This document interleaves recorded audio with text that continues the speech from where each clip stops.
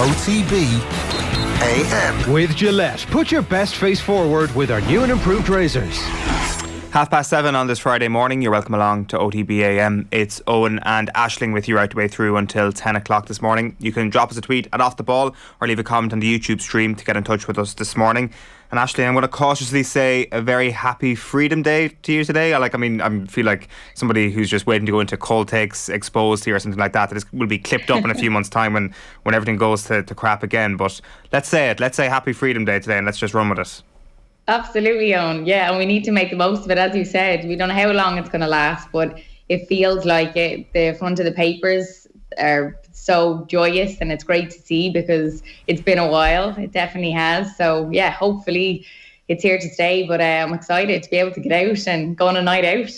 Never has dry January faced such a threat in its long existence before.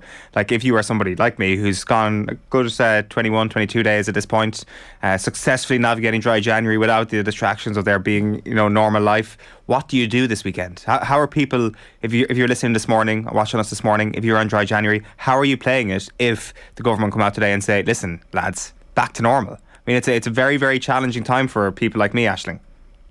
Big time. I'm not doing dry January. I just thought, hell no. Like, even Christmas was hard enough. People were in isolation, couldn't go out, couldn't do the things that you wanted to do or like normal. So I just said, no, look, if I want to have a few drinks, I'll have a few drinks. So fair play to you, Eoin. That's a tough one to take on, like, big time, especially this January. So I commend you. Yeah, no, I am a monk. The first 10 days may have been spent in isolation and I'd no access to the off licence, but still, full 11 days going. It's a huge achievement. And would you be weighing this up between playing GEA as well, or where are you at in the season? Or is this just like a situation where your manager will just be like, all right, we're getting all these games postponed, go out and enjoy these, whatever it's going to be?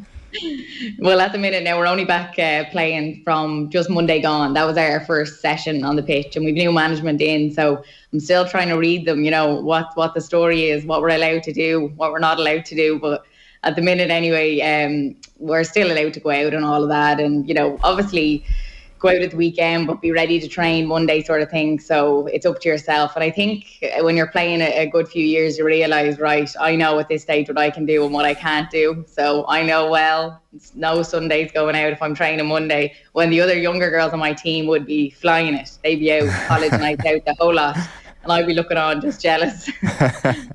So this is like a crucial time in the lifespan of this team where a new coach comes in and everybody's trying to be teacher's pet for the first little while. So this news today, but potential news today, I don't want to get everybody overexcited, is a possible hampering factor in trying to become teacher's pet. Yeah, maybe. Yeah, maybe I'll rise to the top because I'm the older one on the team. Because I can't go out as much. Yeah, maybe that's it, because that's the big thing with college nights out and that. Looking back at it, that was mad, and it was hard to balance it all.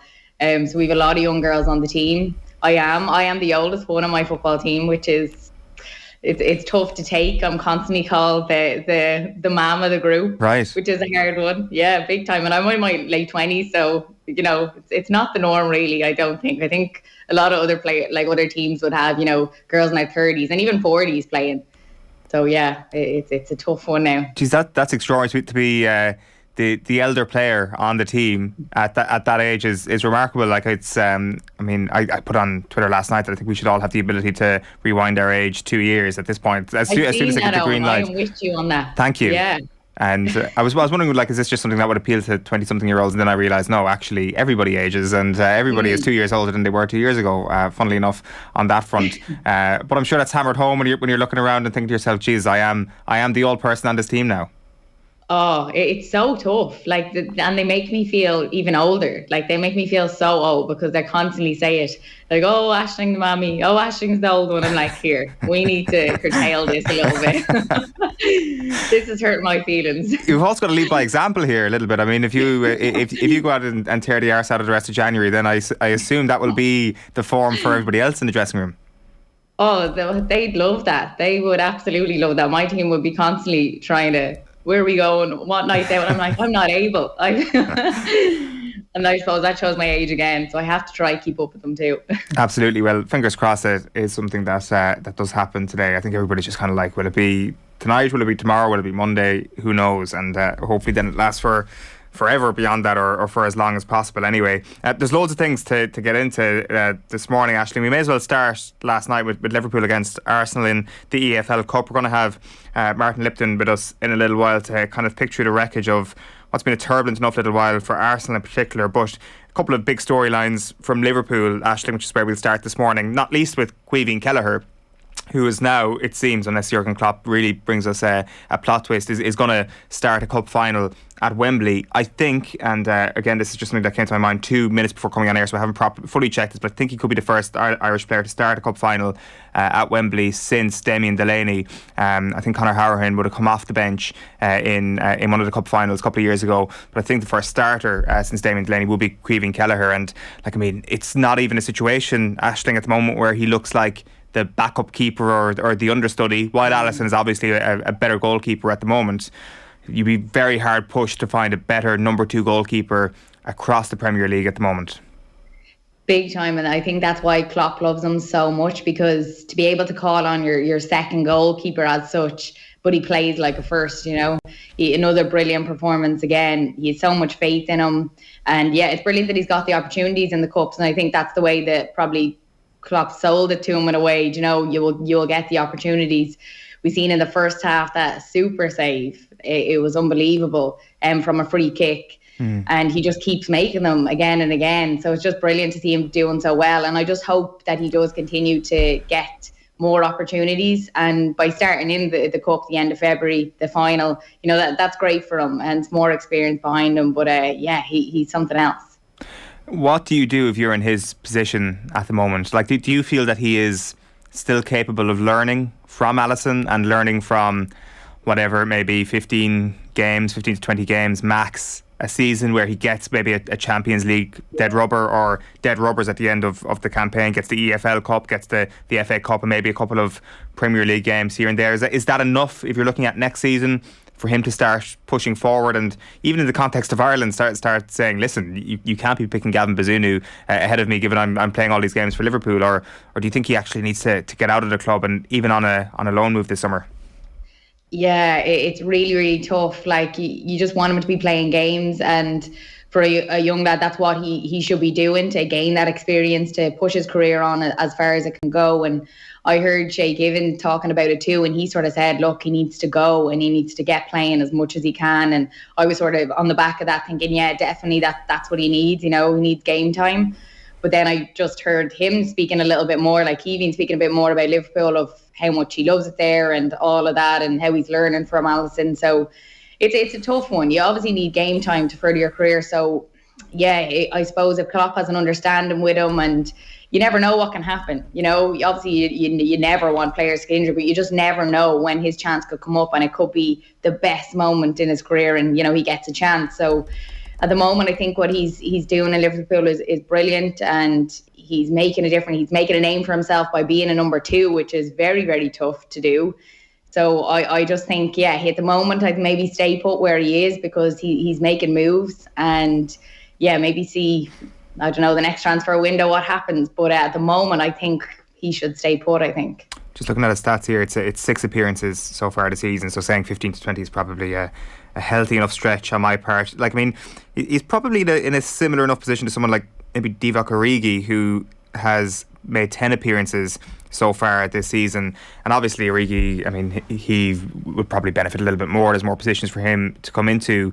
But there is also a sense that it would be not ridiculous, but you could see exactly why Origi wouldn't want to leave the club, because of the fact that he does contribute occasionally and he is in the mix when it comes to winning Premier League and Champions League medals. Obviously they're coming at things from a pretty different age profile, although Origi's still only 26 and Eoin Kelleher will want to be learning on the job. But as you say, there is the now for Eoin Kelleher is pretty good. It's not perfect because he's not playing all the time, but it's pretty good. I can see why there's a real dilemma in his head, even as somebody who's still developing, about whether or not I stay put and play a dozen games a season and be in the mix for these top medals. It's not just any old medal. It is like being in a Champions League / Premier League challenging squad. I can see why you'd want to be a squad player in that as much as you'd want to play all the games. Yeah, and like he's in one of the top clubs in the world. So he's in one of the top clubs in the world. He's so young. He's making an impact as a number 2. So all of those things I'm sure is going around in his head. Yes, he wants to be front and centre right now, but in anything we do in life, I think timing is everything.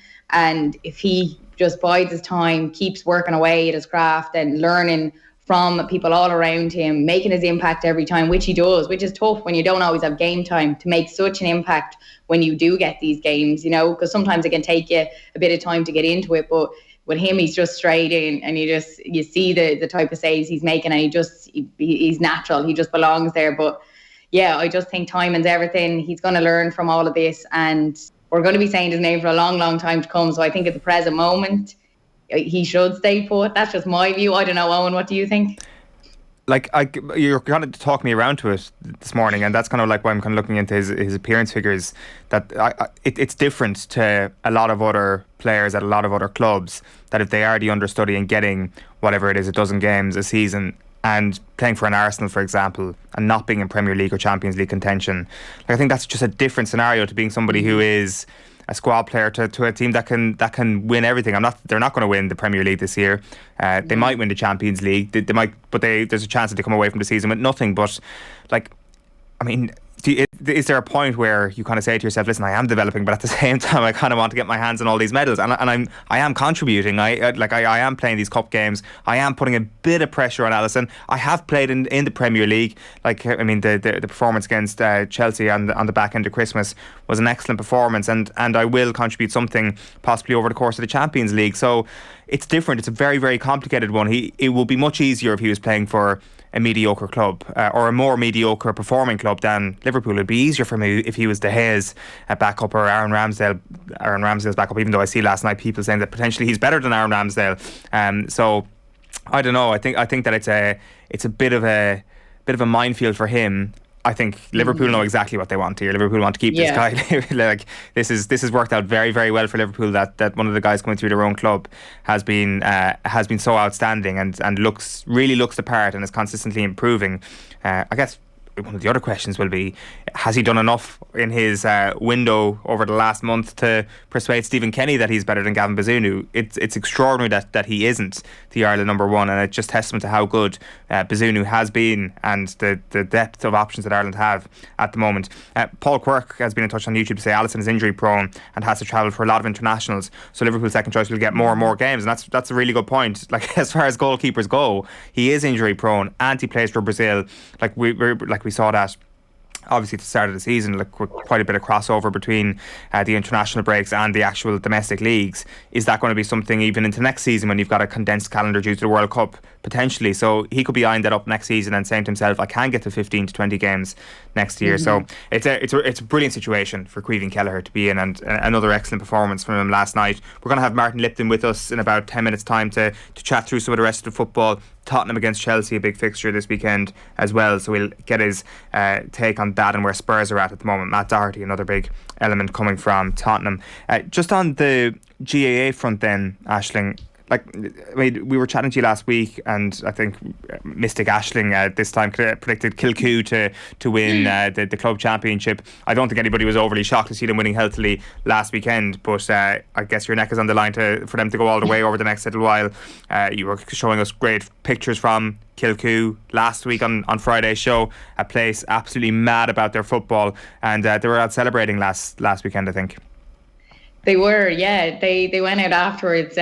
Quinn's Bar in Newcastle. It's lovely in Newcastle if anyone hasn't been. It's along the water. It's gorgeous up here and down. And they were all out there that night that they had won, which I was sort of surprised about, because there was talk after, we were chatting to a few of them, and they sort of said there'd be no going out. They were only having pizza. Micheál Rooney told me, so he lied. I seen he was out.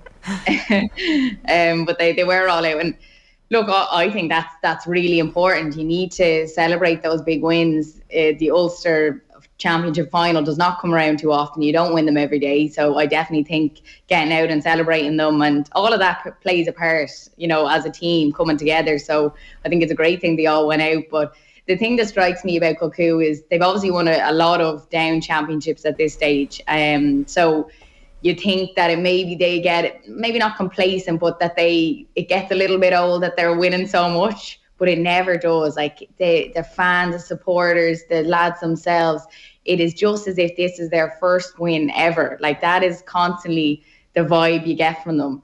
And I think that's something really special. And I think that's why they're probably so successful, because it's just like the first win, as if they just won it for the first time. That's the feeling I always get when sometimes when you're watching on teams who've won well for years, have been so successful, you get that vibe of it's another win sometimes. But no, they celebrated well, and they're looking forward to the semi-final now against St. Finbarrs. You're going to be covering Schlockneil against Ballygunner this weekend as well. I'm interested, Ashley, in your take on where Club GAA is at the moment. Like, I mean, as somebody who plays GAA and somebody who's covering the games, I suppose it's probably hard to distance yourself from it. But like, there's been a lot of chat over the last little while about how Club GAA manages to capture the floating voter over the next little while, because you're going to be back on a Club GAA sideline in 6-7 months. So, I mean, it never has there been such a gap. Usually, like we say, good luck to these players in January, with the exception of the All-Ireland finalists, and then say hello to them again maybe around December that year, and it's just all inter-county for the rest of the year. But there is a massive window. This is going to be the first, hopefully, non-COVID affected split season year. So the shop window is where these club teams are going to be at the latter end of this summer. Like, do you think this is something that over a couple of years that the national consciousness will drift towards Club GAA a little bit more? Viewing figures will go up. There'll be a bit more hype around these games, because it is still GAA fans predominantly who watch these games, and there's nothing wrong with that whatsoever. But the non-GAA fans, the neutrals as it were, it seems that Club GAA still has a bit to go in terms of capturing them.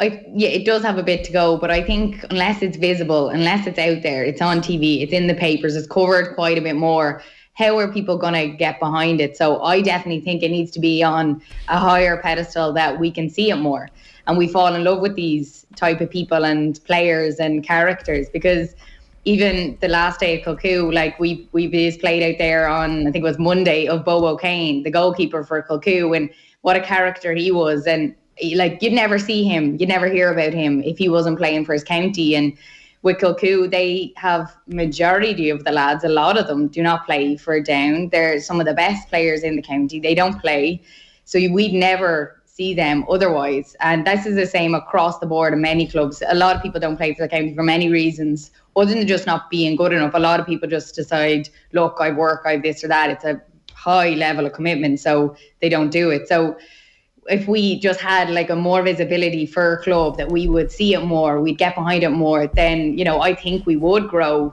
as you said, the viewer figures, the listenership, all of these things, because this is where the best stories is. I 100% think the best stories are here. The little nuggets, the community, two families making up teams, 2 or 3 families making up teams, like, it's brilliant. And I think if people knew more about it, they'd get behind it more. Andy McEntee and DJ Carey have been 2 of the voices voicing their displeasure about the fact that Club GAA is going to have, well, that would be an injustice to say that they're unhappy about Club GAA being put in the spotlight. It's just about the lack of the inter-county GAA window is their concern, that the GAA are ceding ground to other sporting organisations, or for the casual viewers to be watching other stuff in August and September.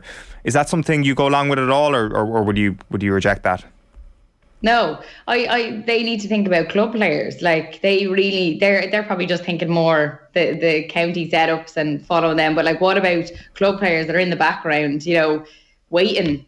A lot of the time we're waiting for players to get back. We can't work on things because players are away, which is so fair. Like, I'm all behind the county, and you have to do everything you can when you're in there, and you have to be there and you have to be present, all of those things. Absolutely. But it's tough for the club player that's waiting. For things to happen, for championships to start, all of those things. So, no, I definitely think we need to see more of a club. Absolutely. It's massive. It's where everyone starts. So I used to ask people a tough question anytime I interview them, and it's a horrible question.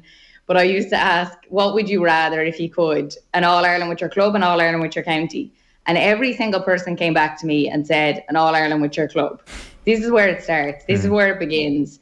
Nobody forgets that. So I do think we put it on a higher pedestal, we'd all fall in love with it more. Yeah, it's a good point. And even reading up on a bit of Congress Central Council meeting this weekend, just about Sean Kelly's connection with the Green Plan. There is kind of just a reminder. I think it's in the Independence Day, Colm Keys' piece, where he just kind of reminds us that Sean Kelly was kind of instrumental in even bringing in the All Ireland Championships for intermediate and junior clubs. And you talk about that there, the fact that an All Ireland is such an important thing for a club player, and it's relatively new. It's 17 years since the first one in intermediate and junior championships. That should give hope for any new ideas that maybe people have for potentially bringing the club championship to a whole other level, because things can catch on pretty quickly, and it becomes a very, very important thing. And as you say, it becomes ultimate priority for a lot of those club players to try and go all the way in an All Ireland, which wouldn't traditionally have been the priority at all before 2005. And what I would be interested in as well is just getting a couple of years of this in, this year and next year, having this conversation at the end of 2023. We've done 2 full split seasons. How is it looking? Then going back, and then I think we could possibly say DJ Carey and Andy McEntee were right, or maybe we could say that they were a little bit overcautious about what this would actually do to the game, because it's still going to be 6 months of action, basically, of inter-county GAA in the spotlight. And this time next week we will be previewing National League, and I don't think the club GAA is going to edge its way in front of it at any point between then and the end of July or start of August possibly. So I think it's a pretty big spotlight for it anyway, so it'll be interesting to see how things develop. It is 7:51 here on Friday morning. You're with us on OTB AM, which is brought to you by Gillette. Good morning. Start with Gillette. Put your best face forward with their new and improved razors. Martin Lipton is standing by. We'll get to him in just a moment. Timmy McCarthy will be with us at 8:10 because it is National Cup weekend in the basketball. Sports page is coming your way at 8:30, and the sports news with John Duggan at 9:20. Alan Quinlan will be chatting about the Ireland squad, chatting about Jason Jenkins' potential move to Leinster and the Champions Cup weekend as well at 9:10. And then the crappy quiz is back at 9:10.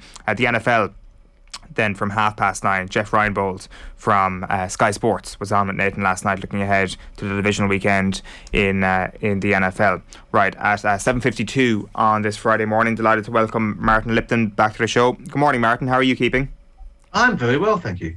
So it turned out that Arsenal battening down the hatches, not getting getting the opportunity to not play Tottenham Hotspur last weekend and getting themselves properly tuned up for Liverpool, didn't really stand them in amazing stead.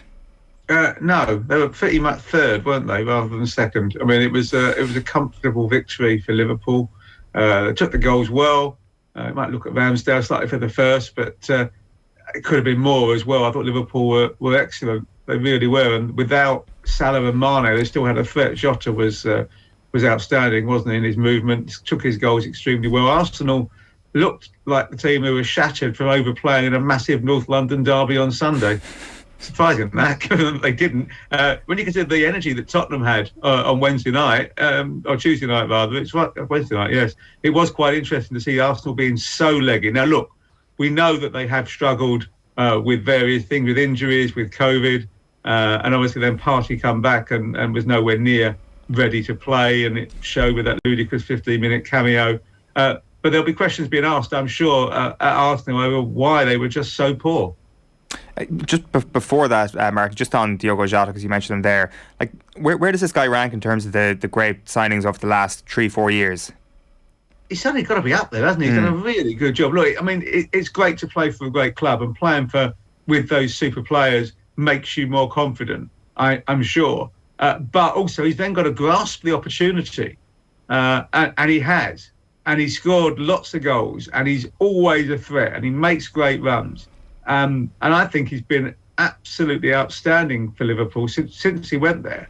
And I think he's probably had a greater impact than even Jurgen Klopp imagined and envisaged. He saw him initially as the fourth striker, the one to replace Origi in his rotation, which really wasn't much of a rotation. Mm-hmm. And yet he's made himself into probably a starter. I think it'd be very difficult to leave him out of the team, even when Mane and Salah come back. You want to play him. It does seem that, I wonder, is this kind of part of the Premier League's middle tier perhaps rising over the last little while, that the signings that do come from a club like Wolves are generally better capable of slotting in seamlessly to a top 3 club? Is it a symptom of that, or is Jota just on a class above that and he's a complete exception to any rule? I think, to be honest, to play in the Premier League, you've got to be an elite player. Even the ones that you laugh at and think, oh, he's rubbish. Actually, in any other circumstance, he would be like top of the class. It's just because the very best in the Premier League are so good. You know, he's a regular international for Portugal, who are 6th in the world rankings. It's not as if he's come from nowhere. He's a very, very good player who went to Wolves purely because of the ownership of Wolves and the links that were there. And it was a way to get him into the Premier League, to get him to a big club. And now he's gone to that big club. You mentioned that there are reasonable questions now to ask about Arsenal, and certainly a lot of those are going to lie at the door of Mikel Arteta. If you had to give Arteta a rating out of 10 so far for his job done at Arsenal as manager, what would you give him? That's interesting, because I'm going to be abused and accused by Arsenal fans of being a Tottenham supporter here. 6.5. Yeah. He's done some good things, but I'm still, and you know, if it's all about 45 minutes against Manchester City, that's one example out of the ordinary. They are still a million miles off being a genuine challenger for the title. I think there's an outside chance that they're a top 4 team this season, because I think it's 1 from 4, but they're not favourites for it by any stretch of the imagination. I think that you'd probably put them 3rd favourites for it at the moment, maybe even outsiders of before. So they haven't made enormous jumps forward. But what you do see is the emergence of real talent. I think Bukayo Saka is one of the finest young players I've seen in a very long time. He's going to be an outstanding player for them. I like Smith Rowe. I think the defensive signings in the main over the summer were good. The goalkeeper, the centre-half, the right-back. But he's still got Granit Xhaka. He's still got Aubameyang, who doesn't care anymore, it seems. He's still got Lacazette, who doesn't score, who I think is a better striker than Aubameyang, who doesn't score enough goals. So, work in progress after 3 years. Absolutely, and just looking on at, they are probably a little bit short at the moment for pushing, say, for the top 4 places. But as you said, Lacazette, he had a chance to put them level. There was moments, and I suppose that second half as well, where they really contested. Yeah, I mean, they're not a bad team. They're just not a good team, if that makes any sense. They are less than you would want Arsenal to be if you're an Arsenal fan. But I suppose it's the green shoots that will keep you coming back, isn't it? It's like when you play golf, you remember the good shots, you don't remember the ones that you slice or hook. And if Arsenal fans remember the 5 minutes of really good football and then sort of want to forget the 10 minutes where it really was pretty awful, which is understandable because football fans tend to do that. I'm not sure yet that there's enough green shoots. It doesn't mean that there won't be more, because I do think that the idea of what he wants to do makes a degree of sense. I just don't think he's pulled it off yet. It's really interesting, Martin, you talked there about the 4-horse race for one Champions League spot. Is there not a part of your Spurs beating heart that's saying, listen, I mean, Chelsea make that a 5-horse race immediately, that this is not just a top 3 and the rest whatsoever, particularly in the context of this weekend's fixture? Come back to me on Monday morning. If Spurs don't lose at Chelsea, then Chelsea are dragged into it. If Chelsea win, then they're away clear.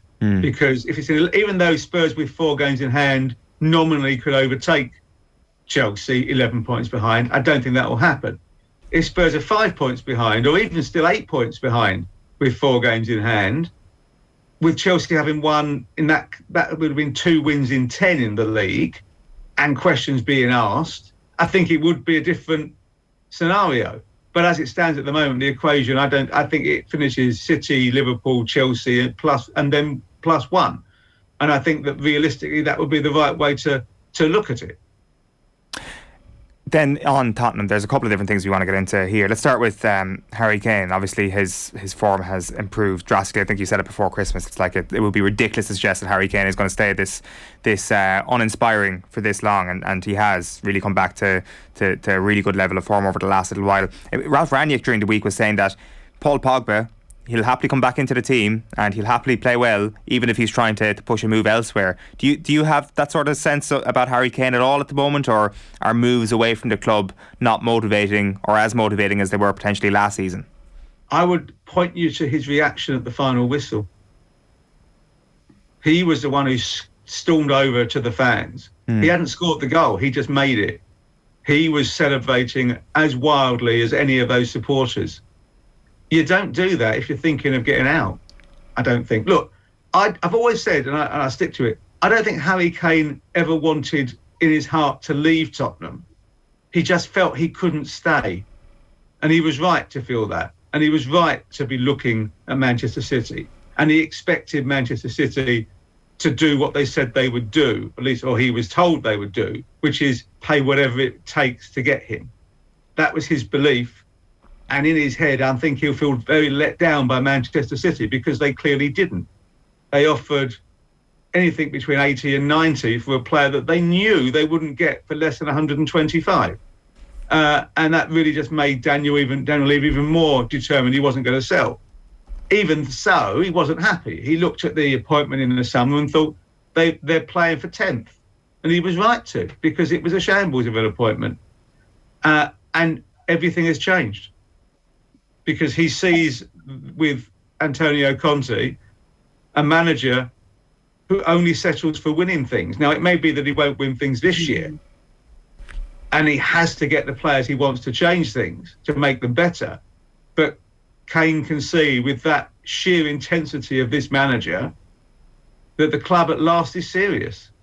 And all he ever wanted was to be part of a Spurs team that was competitive and could win trophies. And now he has the opportunity, I think, to do that. It would not at all surprise me if he's announced to have signed a new deal over the next few months. I'm not saying he has or will, but it would not surprise me if he did. And I see at the moment, as long as Conte stays and Spurs show ambition, that Kane will see out his top career at Tottenham before going to the US to play his final 2 years.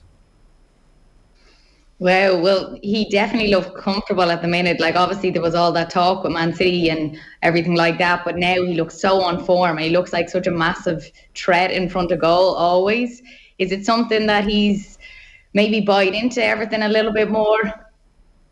But he just sees a manager who's got the same desire to win that he had for the first time since Pochettino went, and arguably more than Pochettino, because Pochettino is good at building clubs up. Conte expects to challenge. He's not happy in any game when they don't play well, and he was frustrated. You could see in those Chelsea games the other week in the League Cup. I think that there's a kindred spirit there, that Kane sees in Conte the sort of manager he'd always wanted at Tottenham, who would drive standards ever upwards, and also, of course, making Kane the focal point of the team, which. There's nothing wrong with the vanity, and that's not a negative trait, wanting to be the most important player. He knows he is. I wanted to ask you about Matt Doherty, Martin, because it does seem that, he started not slowly under Antonio Conte, but perhaps wasn't getting amazing opportunities last week. As recently as then, there was talks about him potentially leaving the club. Has that changed given his performance off the bench in midweek? I felt really sorry for Doherty last week against Chelsea, because asking a right wing back to play left wing back when he hasn't got a left foot is a bit unfair, particularly when he's got no confidence. And of course, every time he got the ball and made a charge forward, he ended up having to cuss inside. I still suspect that he is expendable at Tottenham this window. If they get Traore, who we know they want as their prime choice to be right wing back. I think I'm right in that Emerson Royal has already played for 2 clubs this season, so they can't send him away because he can't play for anybody else. Therefore, if Traore comes in, Dot is the one who'll probably go. Saying that, I thought when he came on at Leicester that for the first time they'd signed the player I thought they'd signed, because he was raiding, he was running, he was finding gaps. Delivery wasn't as good as you hope, but he was still making the runs. And of course, in the 95th minute, it's his run that brings the goal. But I suspect that he's the one who they get rid of if they could get Traore in, because they really want him. And the deal is close now. The bid's gone in, it seems. it's now haggling over the price. So they'll settle at about 19, 20 million, and he'll be a Spurs player by the middle of next week. There have been some questions, obviously, of Adama Traore's defensive capabilities, but it doesn't seem that that's really on Conte's mind as his right wing back. It is what the player gives going forward. So that feather in Doherty's cap versus Traore, or maybe potentially even versus Emerson Royale, is that worth a lot in Antonio Conte's setup? Look, I think if he appears to be absolutely determined to turn Traore into his Spurs version of Victor Moses. Yeah. And what you do get with Traore, look, I still think he's got as little end product as any player I've ever seen. He must be the most frustrating football player to watch on planet Earth, because just as you get off your feet and start to cheer, it goes silent because he messes it up. But I suspect that Conte will say, you are going to do this, which will be run past the defender, run past the midfielder first, run past the defender second, and then put the ball on to this area. And he'll draw him a box in the penalty box and say, you hit this area, and practice 100 times until you learn to do it. And in that area will be lurking Harry Kane or Heung-min Son, and Spurs will score goals, or at least have chances. And that is what he's expected to do. Because of his sheer pace, he'll get in those positions. We know that. The issue is whether he can actually deliver when he gets there. Let's see. As I said, I think that if Doherty had played like Wednesday night for the last 18 months, we wouldn't be having this conversation. But he's played 13 times. There's a reason for that. And as I said on this show before, I just think the club's too big for him. And it's not a criticism of him. Some players just don't fit. He looked a really good player for me at Wolves. He looks a good player when I see him for Ireland. When I see him at Spurs, he looked a pale shadow of that player. He's never looked comfortable in the environment, which can happen. I know you've gone by the Traore bit there, but just to bring it back there for a second, like, I don't really get it. I don't. I think that why would they want him in? To be honest, as you said, his end product, more times than enough, we don't see results. Maybe if he's up front and he's better players around him, all of these things, but I don't get it. No, look, I must admit, I'm intrigued by it, but it's clear that Conte is absolutely determined. He thinks he's the answer. And I think it would probably be wrong of me to try and second-guess Antonio Conte, despite my doubts and hesitations about the viability of the transfer. I mean, I think he probably has a bit more idea about what makes a player than I do. But I share your quibble, shall we say? But I'm willing to accept that the manager probably knows better than me. Maybe everyone knows better than me, so it's a big deal. Just finally then, I presume Bergwijn becoming a Spurs legend midweek has cemented his place at the club for a little bit longer? I suspect he stays till the summer now. Although if the right deal offer came in, they probably would consider punting him out, but they want 25 million. Try and get their money back. He's never been able to make an impact, and really, apart from the first couple of games, he's got that goal against City on his debut. He's got a goal against United on the day back from lockdown. Hasn't scored a goal this season. Hadn't looked in the league. Hadn't looked like scoring a goal in the league. Barely fit. You could see why they were looking to get rid. But he's always been looked upon as a winger, and he ended up playing much more centrally, didn't he? When he came on Wednesday, and it was only a 15-minute cameo, but he did score 2 goals with 2 touches. Most important, I think, maybe from a Conte point of view, is when he scored his first goal, which was his first goal in the league this season, the first goal in the league for a very long time. He didn't even try to celebrate. It was, let's get the ball back and try and score a winner, which is a very good team ethic from a player who would have felt vindication at that moment, would have been justified in saying, look at me, look at me. Now, when he scored the winner, by Jove, look at me, look at me. But Conte would have really appreciated that instinctive reaction to what should have been, in most circumstances, a moment of high joy and relief. And he thought about the team rather than himself. And we know that Conte is all about the unit rather than the individuals. So I think that particular moment of a momentary act would have been a bigger thing in Conte's mind than the goal itself.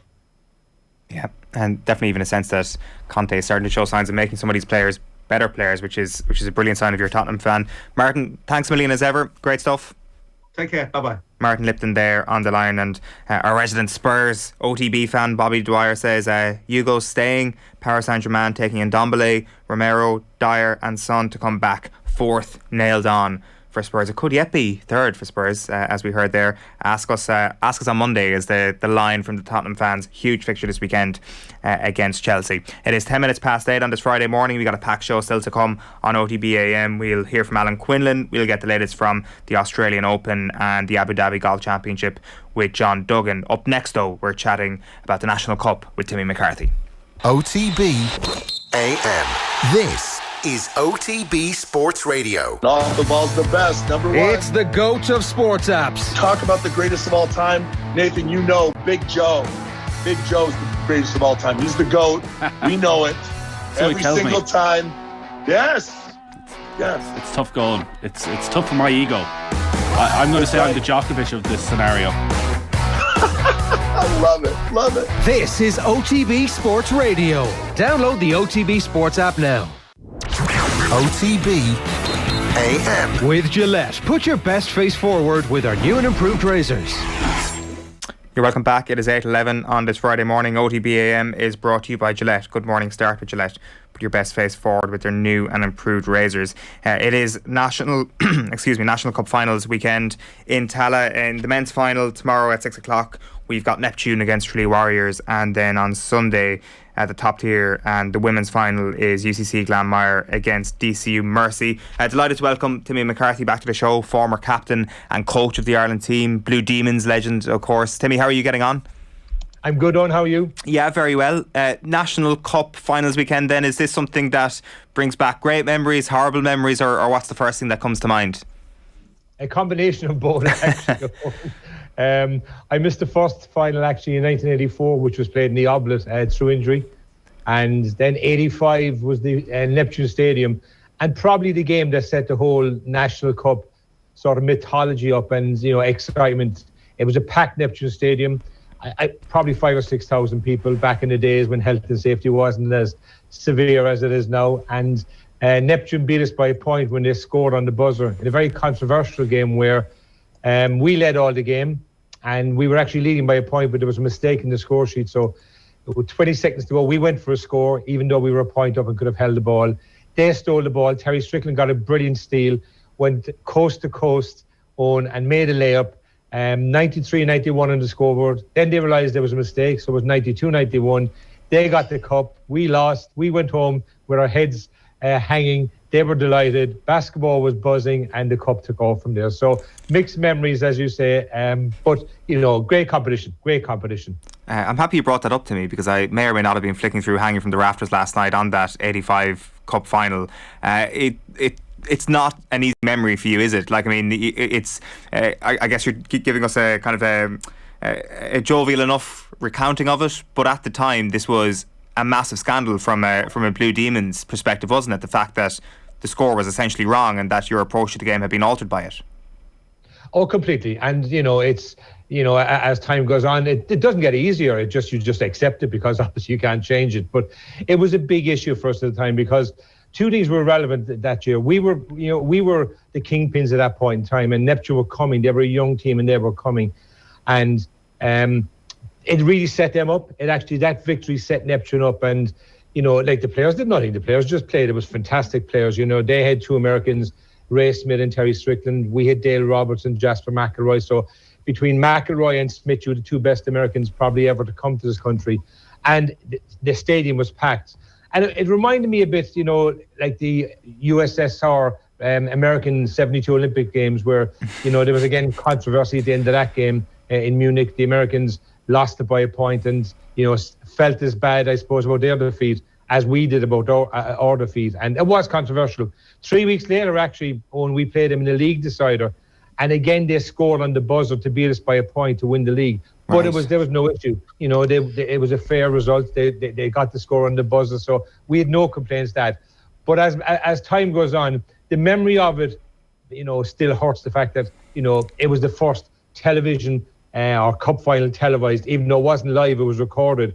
And what was ironic was the Friday night we played them in the league decider, RT showed the recorded version of the cup final on the Saturday. So not alone did we have, this fear on Friday night after losing the league decider, we then had that on television. And so for people who didn't see it live, they were reminding us all that weekend. So it was a tough week for us in Cork, but we recovered. The following year we won the cup, and it just was a brilliant time for basketball, and we were lucky and fortunate to be part of it.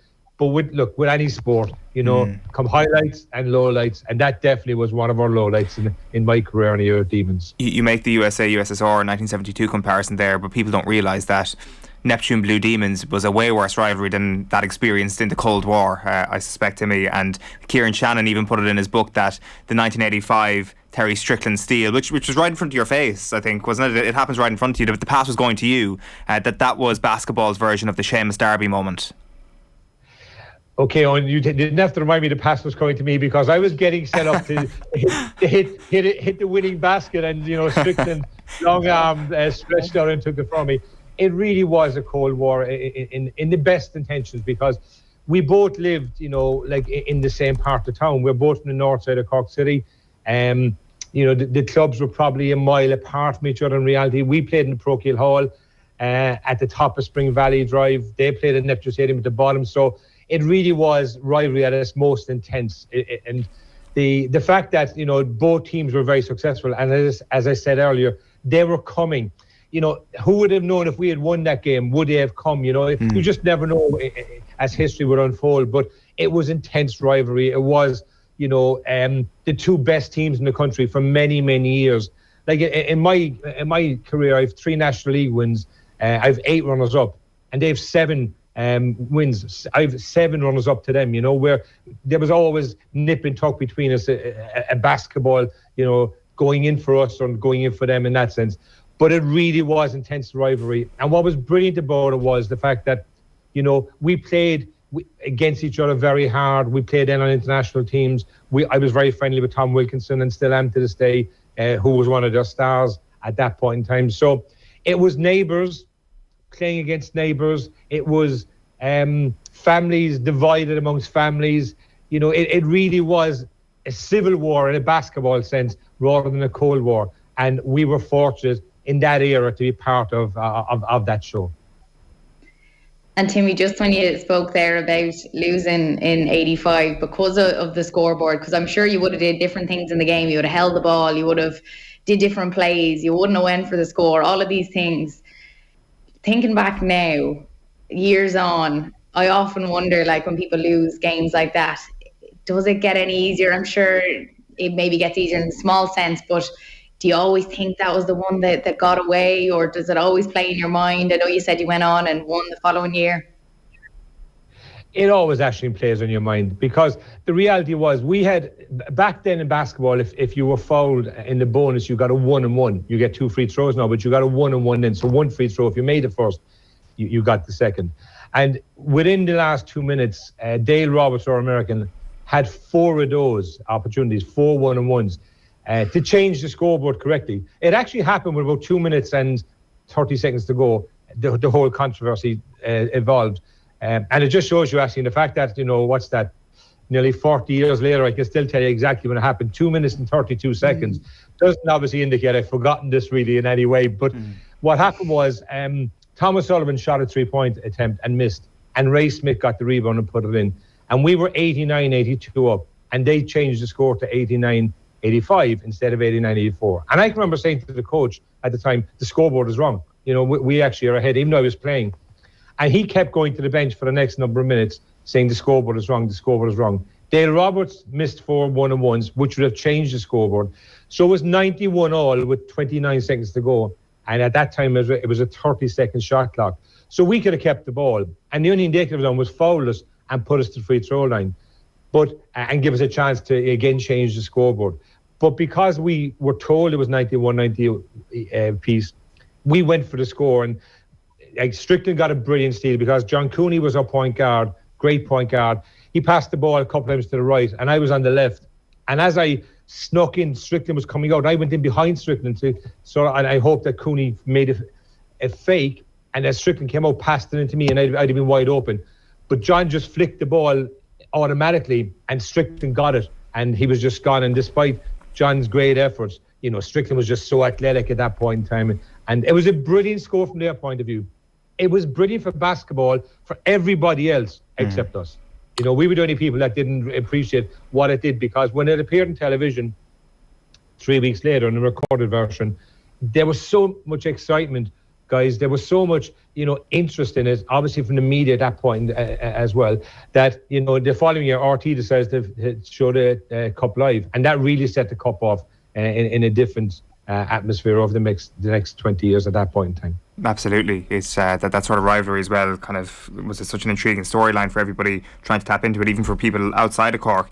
This weekend then, Timmy, we start tomorrow the men's National Cup final, Neptune against Tralee Warriors. I assume it's pretty easy to tell who you might be rooting for in this one with your Tralee connection and the fact obviously they're up against Neptune.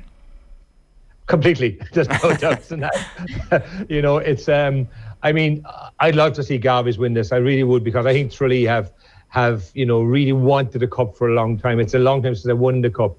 They're better than Neptune. I mean, you know, Tralee are actually better than Neptune at this point in time. And I would just love to see. I have a lot of great friends from my time in Tralee. It was an incredible time down there, winning the Super League with them. So I have people like, you know, Gat Carey, Morris Casey, John Tehan, and guys like that, Ricardo Leonard. So I really would love to see Tralee do this, but it won't be easy. This will be a very tough game. Neptune are tough in Cup finals. Like, you know, I mean, we talked about 85, but, you know, they're a tough team. You know, when they get to Cup finals, they're really dogged, and, you know, they have a lot of talented players. But, you know, if I have a choice, definitely I would love to see Tralee get over the line on this. And also for my buddy Kieran Donaghy, who, you know, when I was coaching down there, was a 10-year-old kid who came to every training session. There's a photograph actually, Ashley and Eoin, of us after winning the league and the night we were getting the trophy. And Kieran Donaghy's at my side as a 10-year-old kid, and who would have thought that all those years later he'd have gone on to do so many great things, both on the football field and obviously on the basketball court. He was, like, I've read up that he's a kid who's coming to all the training sessions, almost acts as a ball boy at your training sessions. Yeah, and getting in the way at times, you know, just getting in the way, because you're trying to have this serious conversation, and this smiling kid is looking at you, and, you know, you're trying to, you know. My own son also, Brian, my second son, travelled to a lot of the games. He was 8 at the time, so himself and Kieran would have been, you know, in the middle of stuff, and you're here trying to be serious and, you know, focused on the thing, and these two smiling kids are looking up at you. But he always had a love for basketball, and, you know, obviously that is shown in his career to date in the game. You know, you paint such a vibrant picture of that Cork rivalry that existed in the 1980s. Like, how did that compare with, say, the rivalry that you would have had as Tralee coach with Killarney in the 90s then? Because, like, I remember going to games in the Gleneagle in the 2000s when Donaghy was starting to play. There were electric nights, but I assume back in the 90s they were even better. Yeah, I mean, it was as intense. It really was intense. I didn't realise that actually, Eoin, until I went to coach Tralee, the intensity of the rivalry, because in the 80s Killarney were always the more dominant team than Tralee. So therefore the rivalry didn't seem as intense from across the county bounds. But when I went to coach Tralee, it was phenomenal. And there's a game that stands out, was the first league game we played Christmas week, where we were going into the game and we were 6-2 at the top of the league, and they were 5-3. So basically, if we won, we were going to push them further down the table, and if they won, they were going to join us at the top of the table. And it went to 3 periods of extra time. It started at 8:15 in St Brendan's, which you talk about, and it finished at 12:05. We won it after the 3rd period of extra time, even though we played it 3 periods of extra time, but only 1 American.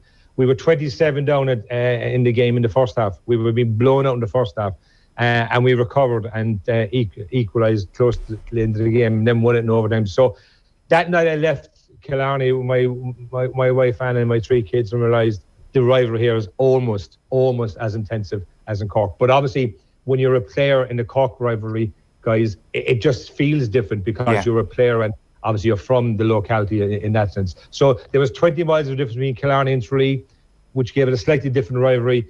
There was, you know, sort of 20 yards in the difference between Neptune and Demons at times between some of the players. So it was just a little bit more intense in Cork, but marginal. And Timmy, just as we're speaking about Kieran Donaghy there, obviously we know what he's done in basketball and in GA. And this question I just thought about last night, just knowing that I was going to speak to you. I play GA, and a lot of our coaches would often reference to basketball quite a bit. And I was talking to some of the girls last night, and they said that, yeah, sure, we used to actually play before they go out. So they'd actually go in and sort of train like basketball to make them a bit more aware and of your surroundings and your plays and all of these things, and then go out to the pitch to play GA. So I suppose what I wanted to ask you, how far has this been happening, or how beneficial is it to sort of intertwine the two? Well, the way GA has developed, it's very beneficial to intertwine the two, because, GA, back in the 70s was played, originally with the foot, and then it became carried, sort of demonstrated you could play it, like basketball, and then they changed the rule about hand passing goals. But hand passing is a critical part of GA now. So, that's a critical part of basketball, obviously, passing. So I would say to any GA coach, I've coached St. Bridget's last year here in Kiltoom to win the Roscommon Senior Football Championship. And, you've got to be able to handle the ball. I mean, fundamentally, you've got to be able to handle the ball. You've got to have good lateral vision, and that's what, a guy like Donny and Liam McHale previously had. When they got the ball, their ability to pass the ball was exceptional compared to their teammates at times. And their ability to see, both left and right laterally with lateral vision was exceptional. So actually, I would say that, you should incorporate basketball type activities in GA, because the ball is in your hands so much now, and there's so much hand passing, that it's a great advantage for players to be able to, understand the importance of, making that pass. Because one thing we talk about in basketball, a simple thing, is lead the pass. So if the player's going forward, you should pass ahead of them so they don't have to break stride. Sometimes you see in GA that doesn't actually happen. The guys have to stop their stride because the pass isn't as precise. So that's a little small example of how basketball can be a big advantage to GA players. And I know Dublin over the years have used Mark Ingle, who's coaching this weekend for Mercy, and other clubs, other counties have used basketball people. So it definitely intertwines right now, much more than it did back in the 70s and 80s. Yeah, the Mark Ingle element of that Dublin team was fascinating over the last little while. I mean, really took them to a whole other level in 2017. Like on a purely basketball level, then how highly regarded is this guy as a coach going back through the years? Because there's obviously a reason why Jim Gavin brings him in before 17. He is one of the best around. One of the best of all time. I mean, what he has done, with Mercy has been incredible. Like he set the club up with Annette. They set the club up, and the success they have brought has been phenomenal. He went to Manchester. He coached professionally in England. The only Irish coach ever to be brought across to the UK to coach professionally. An exceptional coach, an exceptional knowledge of the game, but an exceptional ability to get so much out of the players. And I think what he brought to Dublin, and when you watch Dublin at that point in time, he brought the concept of space, creating space. I mean, I was reading the other day, there's a new coaching board that, they're talking about GA, that now coaches have a board that they can demonstrate different things. And, it's a handheld one. They were showing it on some media recently. And that's been part of basketball for so long. I mean, that's what, Ingle brought to Dublin. He brought a tactical awareness. He brought an understanding of when you make the pass as a player, you've got to move instead of just standing, which many GA players naturally would have done. They'd have passed the ball. I'd have passed it to Ashling and watch what she did. He brought into Dublin that when you pass the Ashling, you move off the ball. And, in basketball and in GA, okay, and in any sport really, the person who moves off the ball tends to be the person who gets the best options in. But that movement creates problems for defense, because, if I pass it to Ashling and make a move, when my defender can't double team Ashling, they've got to decide, do I go and double team Ashling, or do I go off and follow Timmy? And the problem is then that gives the you space. And as a forward, when I coach GA and when I coach basketball, I've always talked about creating space. That's the key as you want as a forward. As a defender, you want to take away space. So they're the type of things that Mark Ingle would have brought in abundance. But an exceptional coach, and himself and Mark Scanlon, who's he coaching against in the women's final over the weekend. Two brilliant coaches. I mean, phenomenal success in the game. Two real students of the game. But Mark would be, Mark Ingle would genuinely be, one of the best of all time in the game. And when you look at the Glanmire and Mercy rivalry over the last couple of years, I think the two of them have finished top in the league over 4 of the last 6 seasons. So, I mean, this is a real heavyweight clash on Sunday. How do you see this one panning out? Well, it's very interesting, this one, in the sense of the styles. I mean, like Glanmire are high scoring. Okay, so they have a high-scoring team. They're averaging, in the cup so far, mid-90s in points per game. So they're a high-scoring team. Mercy this year, for some reason, are a low-scoring team. They're only averaging, mid-60 points. So they're very contrasting in styles. As you say, their success is unrivaled in women's basketball. What's interesting here is Glanmire's last cup victory was in 2017, and in 18 they were going for 5 in a row, and Mercy actually beat them. So there's a little bit of history between these teams. I think Glanmire's scoring will be a big asset to them in this game. I also think that their American, Carrie Shepherd, is an exceptional American player, point guard. Okay, real big, big scorer when she wants to score, dominates the game. And then Captain Anya McKenna, the local player, who shares the point guard role with Shepherd, big scorer as well. So I just think that they'll have too much scoring from Mercy. Mercy, dogged, strong, determined, defensively brilliant team. I mean, won the semi-final against Wildcats, where, even though COVID had affected all their preparations in advance of that, it was their defense won it for them, because Wildcats were playing really well, but Mercy just defensively shut Wildcats down at the key parts of the game, which caused Wildcats problems. So it'll be the defensive setup of Mercy against the offensive threat of Glanmire. And on this one, I'm going to go for my Corkonians, and Glanmire will be successful, I believe, this time for their 8th cup victory if they win it. I mean, their record is fascinating. They won 3 in a row, and then a few years later, they won 4 in a row. So they're now looking to start another run, I have no doubts, in Glanmire. So I tip them to win this one. And then I appreciate, Timmy, that there is a difference between saying Tralee Warriors are a better team than Neptune and actually predicting them to win. But are you saying that they are going to beat Neptune tomorrow night? Well, the question was earlier on, like, who do I love to see win? And it's Garvey's, right? Okay. As regards the game itself, it's fascinating because Neptune have a problem with Tralee's matchup. Tralee just have bigger size on the inside. With Ross, the Croatian, and they've been resting him. Tralee have focused on the cup. They've lost a couple of league games recently, but it's all about the cup. John Duggan, the coach, has been focused on winning the cup. That's been the big message coming out of Tralee from my contacts in Tralee. So, their guard clicks the exceptional guard, but Neptune can match up to him, because Neptune have, people like Roy Downey, so they can match up at the guard spot. But it's on the inside with Rossa and guys like Donaghy, whose size give Tralee a big advantage. And then you have like Sullivan and Quigley, who are streaky scorers and who can actually hit it for Tralee. So I just believe the matchup for Tralee gives Neptune a problem. But Neptune are streaky. Neptune are run and gun. Neptune want an open court game, and if they get in the open court and get at it, then they'll cause Tralee problems. So I think this will be a fascinating cup final for a number of reasons. First of all, both teams haven't won in a long time. Okay, it's nearly 10 years since Neptune won. I think 2013, 2007 since Tralee. So it's a long time for both of these teams not to have won a cup. So the pressure is enormous on both of them to win it. The desire is enormous on both of them to win it. That's the first thing. The second thing is they're really talented individually. They're both talented individually teams. Colin O'Reilly, the player coach in Neptune, okay, was an exceptional player in his prime. He's now at the back end of his prime, obviously, but he's capable of hitting big numbers for Neptune, and I think that's very important for them.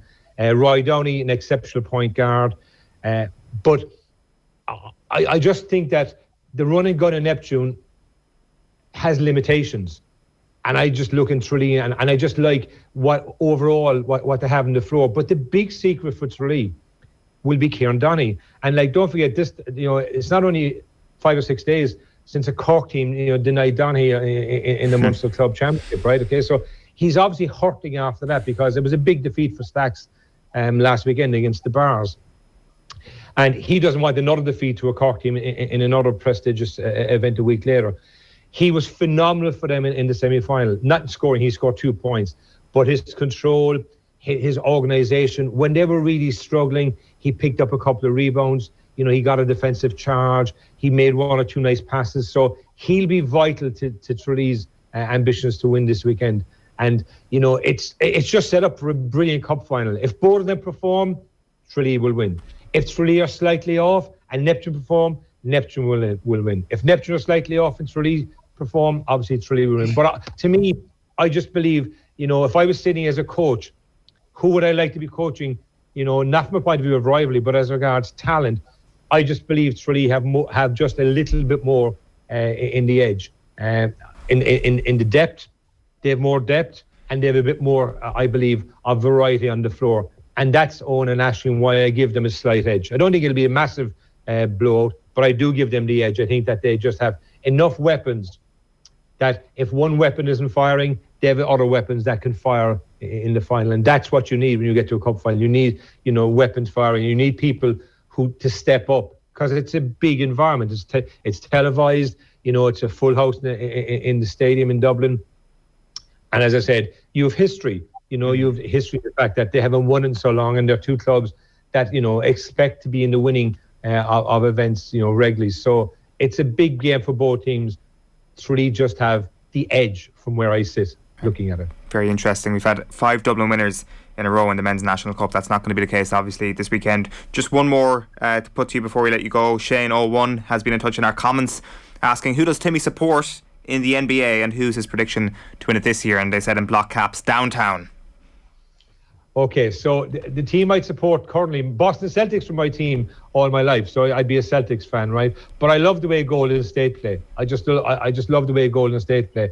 I think if Brooklyn stay fit and sort out the Kyrie Irving situation, I think Brooklyn with KD, Kevin Durant, have enough weapons to win it. So, Brooklyn or Milwaukee are the two I would go for at this point in time. But, again, if you pick me, who I'd like to see win, I'd like to see Brooklyn, because I just think Durant, deserves a ring other than, the ones he got obviously with Golden State, because at that stage he was with Steph Curry. I just love to see Durant, in this environment, take a team like Brooklyn and bring them to the NBA. So Brooklyn or Milwaukee, my preference for Brooklyn if they stay fit. Right, okay. It's going to be very interesting, particularly in the East over the next couple of months. Timmy, always great chatting to you. Thanks a million for that, and enjoy the basketball this weekend.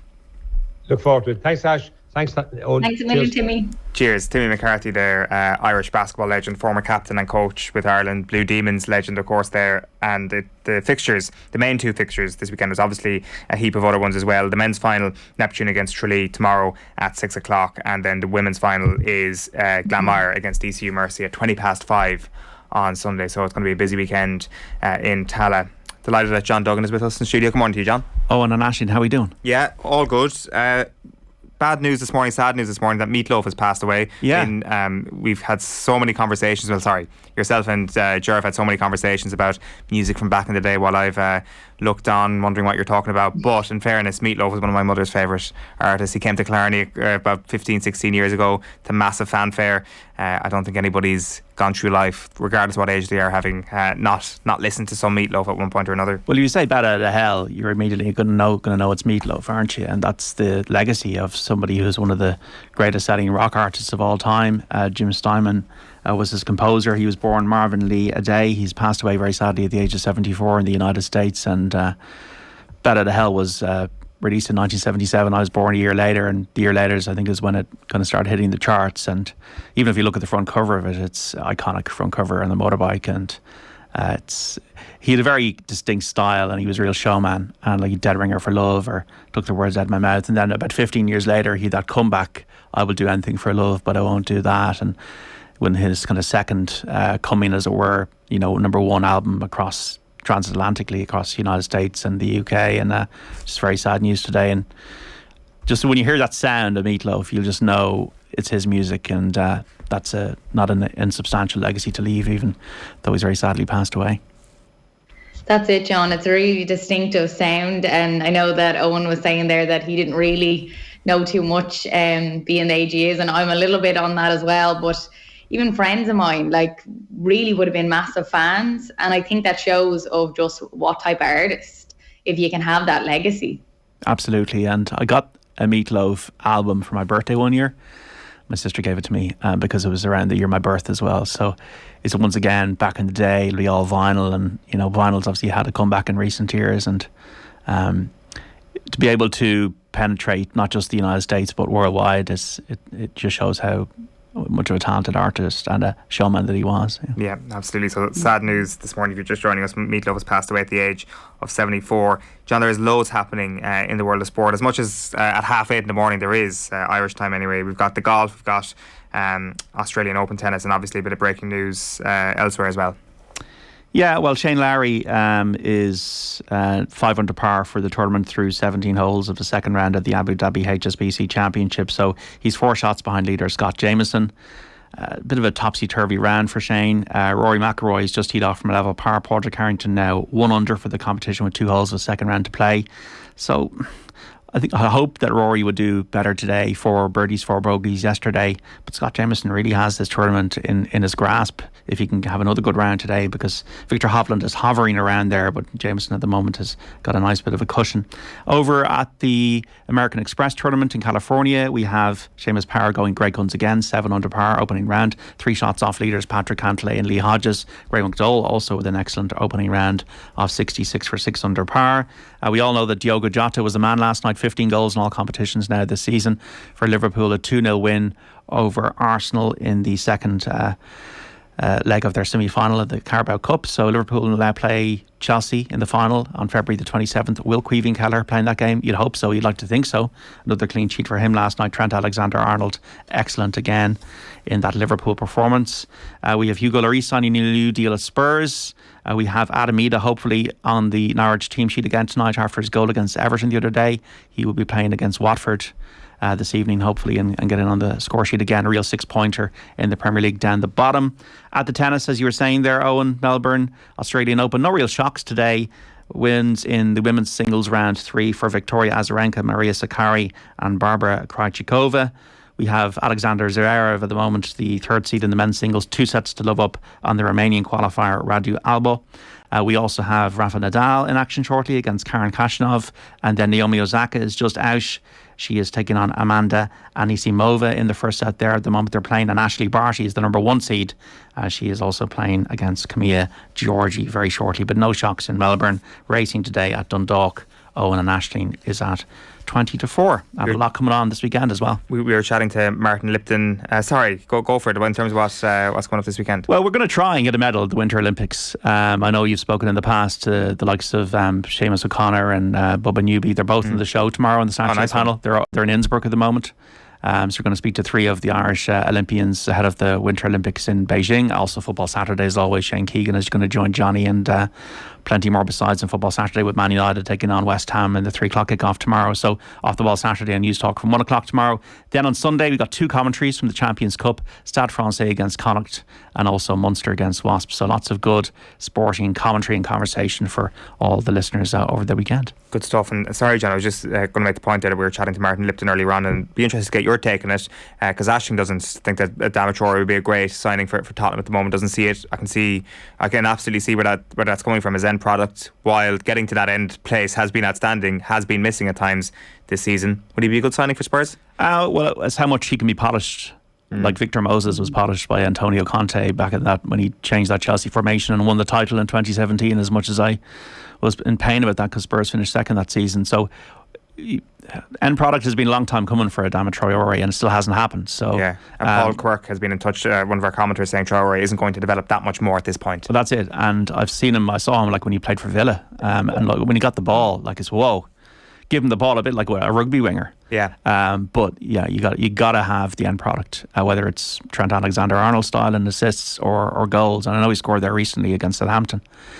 But yeah, look, the recruitment has been an issue at Tottenham since Paul Mitchell left the club, and I haven't been that impressed by the recruitment. But what I have been impressed by with Conte is giving everybody a chance.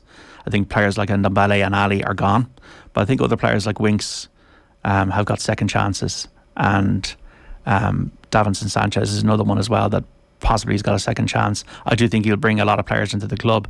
I just hope that the recruitment is right, because Spurs are in a kind of a 50-50 position at the moment. Harry Kane obviously played very well the other night, and no European football is a real boon for them.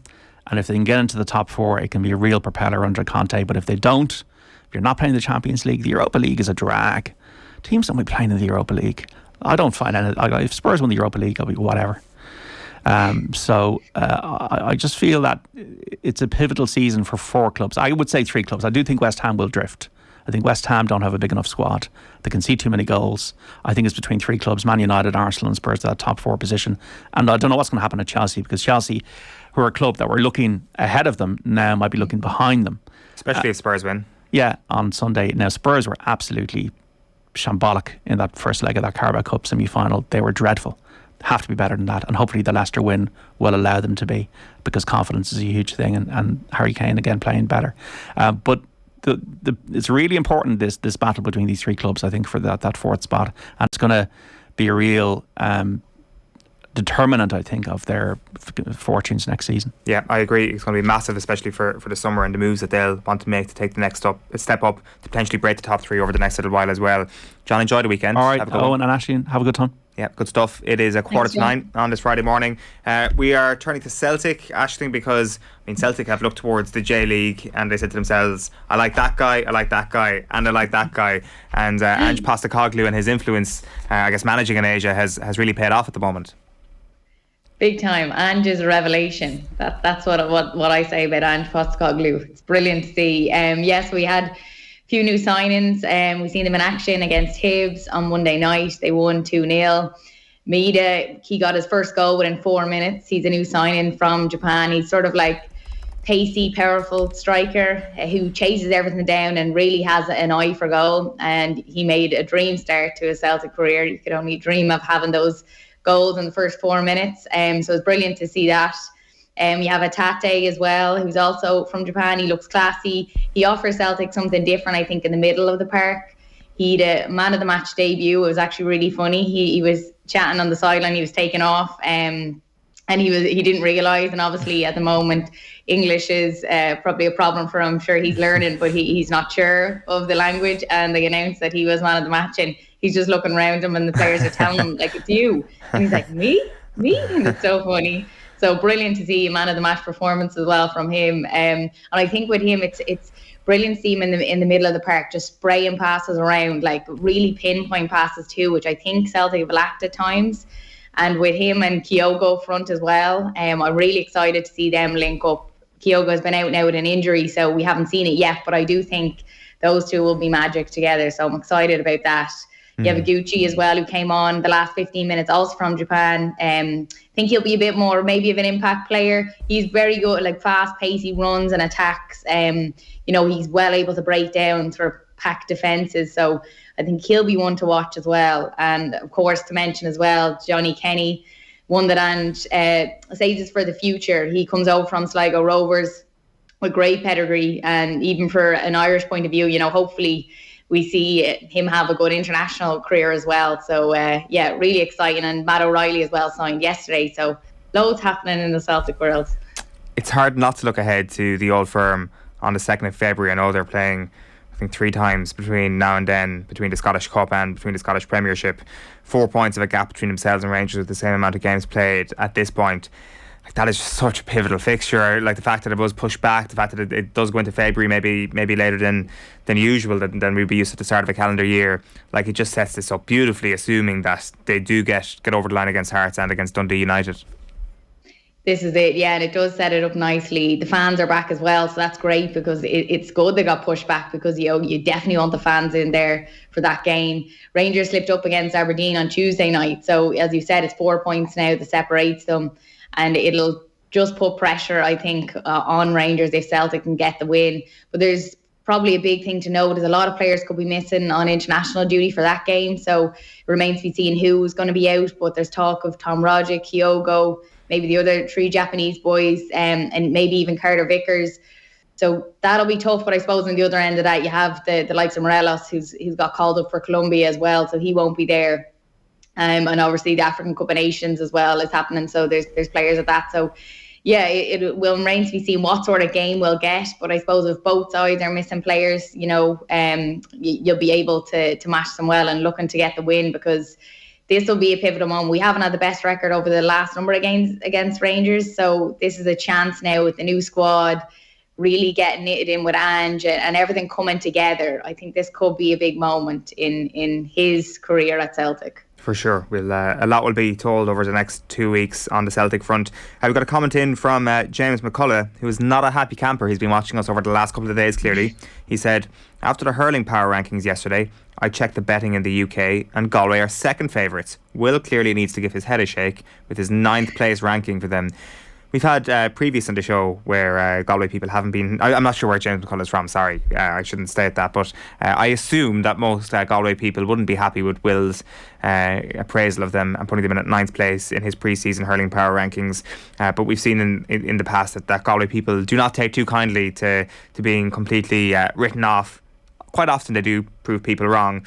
But I can see this 9th place thing being something that comes back to haunt Will. Certainly it was a brave decision to put them in a 9th place. You can check that back on our YouTube channel or on the GEA podcast as well. It's Will O'Callaghan's hurling power rankings, which are going to be coming your way every week. Just before we get to Alan Quinlan, just the other GEA story that we didn't get time to touch on at the top of the show is the fact that Central Council are meeting this weekend to decide which of the proposals goes towards Congress 2022. It's a huge weekend. I mean, Special Congress last year had huge fanfare around it. It was a massive story. Of course, Congress is still a bit away at this point, but there obviously hasn't been much fanfare around this story about green versus red, about whether or not the new version of Proposal B should go forward, or whether this shiny brand new Sean Kelly-esque plan, this plan green, should go to the Clár next month. It seems from what we're reading that Proposal Green, because it's better for the provinces, is going to be the one that goes forward. The GPA have canvassed their members. 70% of them want to see Proposal Green brought forward, and it feels that everybody has kind of got in line and everybody's going for the political move in this instance. Yeah, it's a tough one, and as you said, there's not been a hell of a lot around this as much as the Proposal A and B that we talked about for days and months. I suppose with this, the red proposal, so we'd see a round robin provincial championship in February or March, followed by the league championship from April, if I'm right. And then the green proposal would see then the current Allianz League provincial championships, followed by round robin groups then in the All-Ireland. So for me, I think, you just want players to be playing games. And if you're in a smaller county, you need to have that want to go out there and play for your county. And I think that's a lot of the time what it comes down to. If you're going out like last year and you knew that you was knockout and you had one, game for whoever it was, Roscommon, they'd one game last year. And I remember speaking to Anthony Wells after the game and heartbroken. You need games and you need to develop and you need to have the time to push on. So it's very hard when you're watching the best of the best, getting more game time, constantly playing. They're getting better and better, and you're sitting back watching on, and same thing happens again. So for me, I'd be going for the one that provides more game time for everybody. And I know they're talking about the green proposal is probably what the GPA have said that most players want. Were you surprised by that, Eoin? Yeah. At the same time, there may be a difference between what the players want and what the players expect will be realistic. A realistic hope for change, and maybe Proposal B was seen as a little bit too radical, and this red plan is just a version of Proposal B. Do you have enough time to go on a PR campaign to shift the language around it and the opinions about it so that it doesn't feel like Proposal B all over again ahead of a Congress that's, let's not forget, will be a far more inflated Congress than the one last year? It was a nice slimmed down version because of COVID last year, so I wonder if that was a real Congress, that special Congress, would it have even got over 50%? Potentially not. Now, that's not me saying the Proposal Red is a bad idea. I think it's the better of the two. If I had to pick the green or the red, I'd be going for the red. In fact, if I had to pick the green or the red, or the A or the B, I'd go for B from last year. I think that was the best of the 4 proposals that we've seen over the last 6 months. So it's a shame that that's not going to be the case, but GA players aren't stupid. They know that they've banged their head off a wall numerous times in the past, trying to ask for change, trying to get just something that resembles a little bit more fairness, or just an olive branch for them to just have a better summer for themselves. And I'm talking about the counties outside the top 8, for example, and they've never got anywhere. Whereas this green proposal is good and it's better than the status quo, and it also looks realistic. It also looks like the provincial councils are in favour of this, and there are fewer dissenting voices around Proposal Green than there was a Proposal B last year, which did get a majority, just not enough of a 60%, and that is why I think we're getting a lot of support from the powers that be at the moment. And maybe that's good. Maybe over a period of time this will lead to greater change, and an even better format than Proposal Green will be the reality for the Football Championship. So we'll see. Central Council meets this weekend, and we'll know probably at the end of the weekend which proposal is going to the Clore at next month's Congress. Right, it is 8:54. You're with us here on OTB AM, which is brought to you by Gillette. Good morning. Start with Gillette. Put your best face forward with their new and improved razors. Big weekend for the Irish provinces in the Champions Cup. Not so much in terms of potentially not making it to the knockout stages, but in terms of seeding, there's still a lot to play for. Stade Francais against Connacht is on Sunday at 1 o'clock. Ulster against Claremont is Saturday at 5:30. Leinster are at direct to play Bath at 1 o'clock on Saturday, and then Munster against Wasps is at 3:15 on Sunday. Delighted to say Alan Quinlan is with us this morning. Alan, how are you getting on? I'm very good. Good morning, lads. How are you? Yeah, all good. Let's start with the Ireland squad before we get into those, because as I say, there's not a whole pile of jeopardy in terms of not making the knockout stages in terms of the Heineken Champions Cup, but the Ireland squad was interesting, and I'm interested to get your take on what Andy Farrell does with some of the newer players that are in the squad, and I'm not talking about the uncapped players. And if we assume that, say, Ireland are going to try and keep it tight up front and go with the tried and trusted in the forwards, especially for that first game at home to Wales, do you see there being any curveballs at all in Andy Farrell's backline to just try and give a few more minutes? Like, I'm talking about the likes of Hume and Balakoon here, and then potentially even the likes of Lowry and Mac Hansen later into the Six Nations. I think it'll be the tried and trusted, particularly the first game. There'll be no surprises there, given what they produced in November. And I think, look, Andy Farrell has brought a lot of young players, capped a lot of players in the last 2 years. I suppose there's an expectation now and a feel-good factor back with this team leading into the Six Nations. That can be dampened very quickly by some poor results, but the squad kind of picked itself. Michael Lowry and Robert Balakoon are two players that have been playing really well for Ulster. And, you know, when you perform in Europe the week before a squad selected, you're always going to get noticed by the selectors. I think James Hume has been very good for all season for Ulster, but it's difficult for the likes of James Hume to knock Gary Ringrose or Robbie Henshaw or Bundy Aki out of that centre spot. If they underperform, yes, I think he should get an opportunity. I think Balakoon, the door is slightly open now with James Lowe's injury. I'd certainly be pushing to try and get Robert Balakoon into the team if possible, because of his athleticism, speed, power.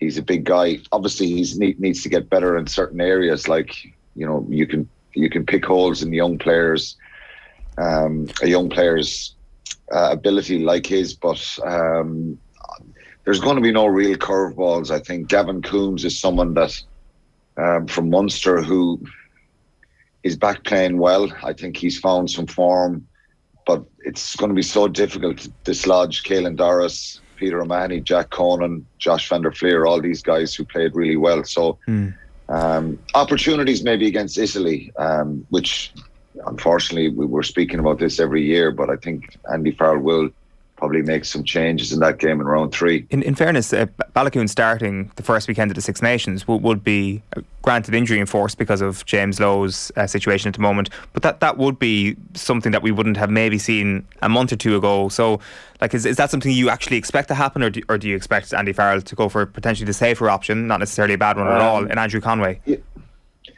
Yeah, well, I think Andrew Conway probably, because he started in November, I think there's a position free on the left wing. Whether Andrew Conway can move there, maybe, and Balakoon can go right wing. Keith Earls will have a say in that as well. I'm not sure. I just think to get someone like Balakoon into the team, I think before November, I like the idea.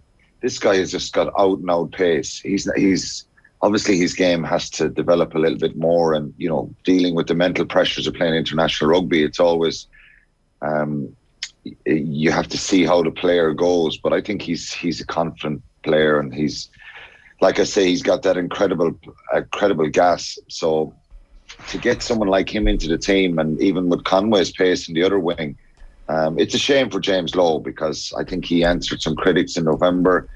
and played really well. And it's a shame that he's injured. But Andy Farrell did this with Hugo Keenan as well. Hugo Keenan came on the scene 2 years ago, or a year now. Alan's just frozen there. We'll get him back in just a moment to look ahead to sorry, you're there. You're back there, Alan. Sorry.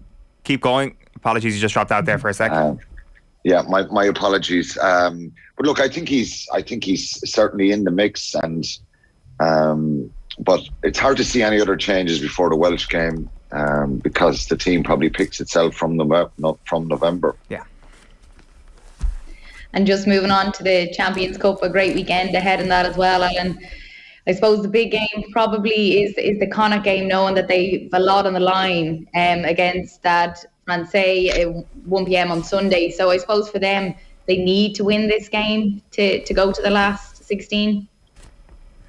I think what happened to them last weekend is obviously they've had to dust themselves down and get ready to go to France. I think Stade have only 2 points in Pool B, so they're out of it effectively. Mm-hmm. It's crazy to think in these pool games, Aisling, that in these last games that 6 or 7 points could get you into the round 16.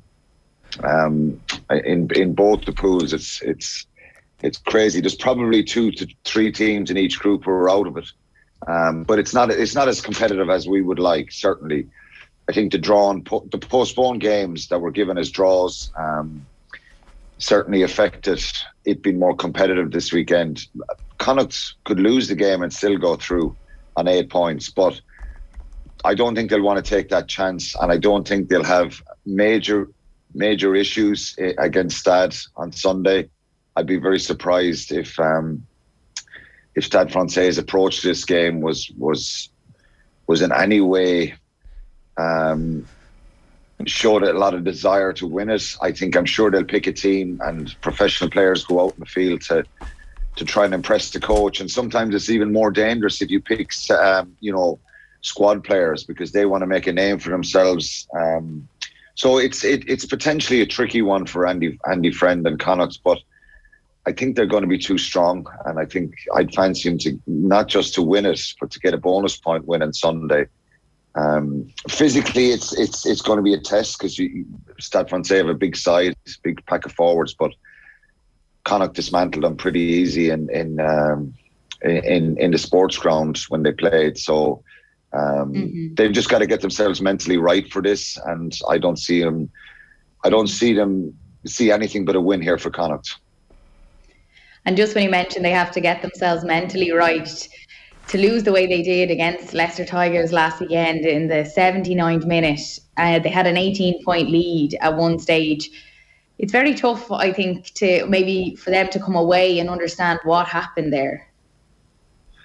It is maybe initially, but I think when you look at the video and you analyse it, I think there's certain things that happen in the game, and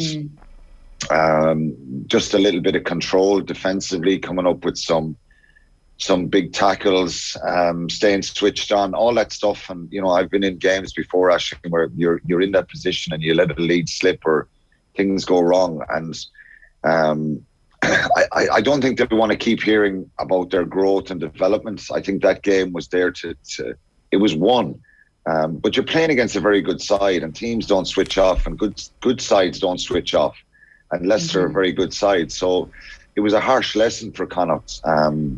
But if they were gone out of Europe and facing this weekend with nothing to play for, it would be much more difficult for Andy Friend to pick up his side. There's loads to play for. If they finish with a positive performance in Paris at the weekend, they can get themselves into the round 16 and really look forward to having a crack and being in the knockout stages. That's where they need to be, and I'm sure that's one of their goals, to be in the knockout stages. When you think there's 8 teams out of the 24 going to miss out, and to be in that 16, there's more wriggle room to get into it, but I think that's that's an achievement, and that's a step for Connacht, and that's where they want to try and get that consistency and be in the knockout stages. Like, it's an interesting one because there's obviously a huge excitement element to the last day of the Champions Cup when you've got all this jeopardy and going straight to quarterfinals and all these teams getting knocked out. At the same time, it's different this time on. Yeah, it's completely different, unfortunately. But at the same time, like, I mean, Connacht would obviously be in the mix if it wasn't that format. They're sixth in Pool B at the moment, and they would be in the mix. But this format does give a team like Connacht a greater opportunity to qualify for knockout rugby, which, let's not forget, is going to be over 2 legs. Like, whoever they get in that next round, that is going to be a huge moment, one of those games in the sports ground as well, for Connacht. Like, that is going to be a huge step forward for this province, even if we disregard the fact that it was easier to qualify for the knockout stages this season than it was 2 years ago. The benefit of this format is giving teams outside of the exclusive enclosure the opportunity to go on a pretty historic run and then bring their own standards up to a whole other level over the next couple of seasons. It does, yeah, for sure. The new format and COVID has caused issues here with this competitiveness. I think I'm still a fan of the old format, the 6 pool games, quarter-final, semi-final, final. I think the format was changed, and it was a big push for French and English clubs to change the format. It was obviously increased because of COVID. To 24 teams. So I don't have the perfect answer to this one, but I am a little bit disappointed. It does give Connacht the opportunity. Wasps could qualify in Pool B. Even if they didn't beat Munster, they can still qualify on 6 points, which is, to me, winning a game and drawing a game out of 4 and you're going into the knockout stages. I think it needs to be a bit better than that. Now, a lot of this has been out of EPCR's control, and I think they've done a really good job in managing the whole thing. And it's been crazy trying to get fixtures. Obviously, Leinster would disagree, but by and large, it's a brilliant competition that I've always loved. I would love to see, us looking at 5 or 6 or 7 games this weekend that are all on the line. But that's not the case, unfortunately. But it is what it is. It gives Connacht a great opportunity. And Wasps, who were dead and buried after round 1, you think when Munster beat them over there, they're probably going to go through this weekend as well. So it does make great excitement. And for Connacht to play a round 16 game in Gaul, home and away, it's going to be, you wouldn't bet against them no matter who they're playing, because they're that type of a team who would just throw the kitchen sink at it and really go for it. And maybe something like that happened last weekend will benefit them going forward. And it's a little bit different, Quilly, for the rest of the provinces having already qualified. There's Ulster versus Claremont on Saturday at 5:30. I suppose for them, they'll want to get as much points as they can to be as far up the leaderboard as they can. To maybe home advantage would be massive for them. Yeah, and Ulster, obviously, we scrutinise them a lot about their consistency and their up and down nature, in a sense. I think when they play well, with a lot of tempo and confidence, they can be very, very effective. But we've seen brittle sides to their team over the last number of seasons. For them to finish against Claremont in Belfast with a win and get 4 out of 4 would be a great end to that to the pool stages for them. Potentially they can be, the top seeds in Pool A. Racing are on 14, Ulster on 14. So they're going to be in the top 2, which will give them, the second leg around 16 at home, which is, there's a little bit of an advantage in that, and having a quarter-final and a semi-final at home if you get there. So there is big ramifications to it. But I think there's more. I think Ulster, under Dan McFarland, have shown real glimpses. They had a big win down in Dublin against Leinster. But the real standout one for me was, that wasn't a full Leinster side, but the real standout one was the victory in Claremont. And the way they came back from having a decent lead, Claremont came back and went ahead, and they reacted again. So I think they've done really well. These kind of games are potential banana skin, because Claremont are a side who are only at 7 points, and if they lose this game, potentially they might slip out of the running, and they're a side that have always kind of approached Europe in a very positive way. So it's a dangerous one for Ulster, but certainly it should be a humdinger on Saturday evening at 5:30. A lot of eyebrows were raised this week, Alan, when it was reported that Jason Jenkins will be moving from Munster to Leinster. Yeah. Have you managed to get your head around this one over the last couple of days? I've had a few people texting me and tweeting me. A lot of Leinster people were at every opportunity, saying that, this player and that player is blocking pathways for players down at Munster. So some of them have gone quiet in the last few days, with Jason Jenkins looking like he's going to sign for Leinster. Maybe he'll block someone's pathway there. But look, on a serious note, I think I can't comment on the quality of the guy, because we've seen nothing of him. Nobody has. He's big, he's physical, and it's probably an area where Leinster are a little bit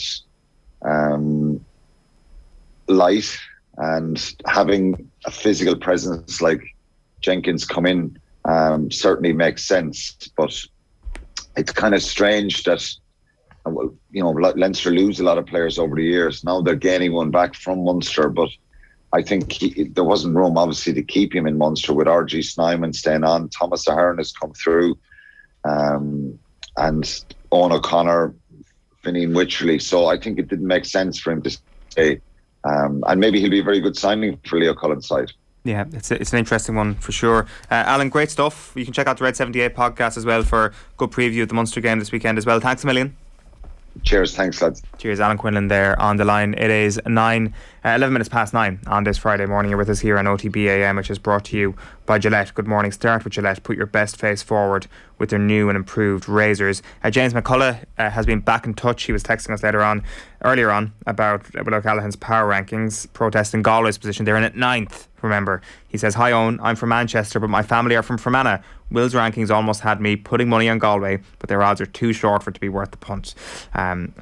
You were in a similar boat to myself, James, being attached to a county that aren't even deemed in existence enough for them to be in Will O'Callaghan's power rankings. They will be back next week, and I get the sense that they're even more contentious than the football power rankings, which is saying something. So check those out. They're available, as I say, on our YouTube channel. Aisling, great stuff this morning. Enjoy the weekend.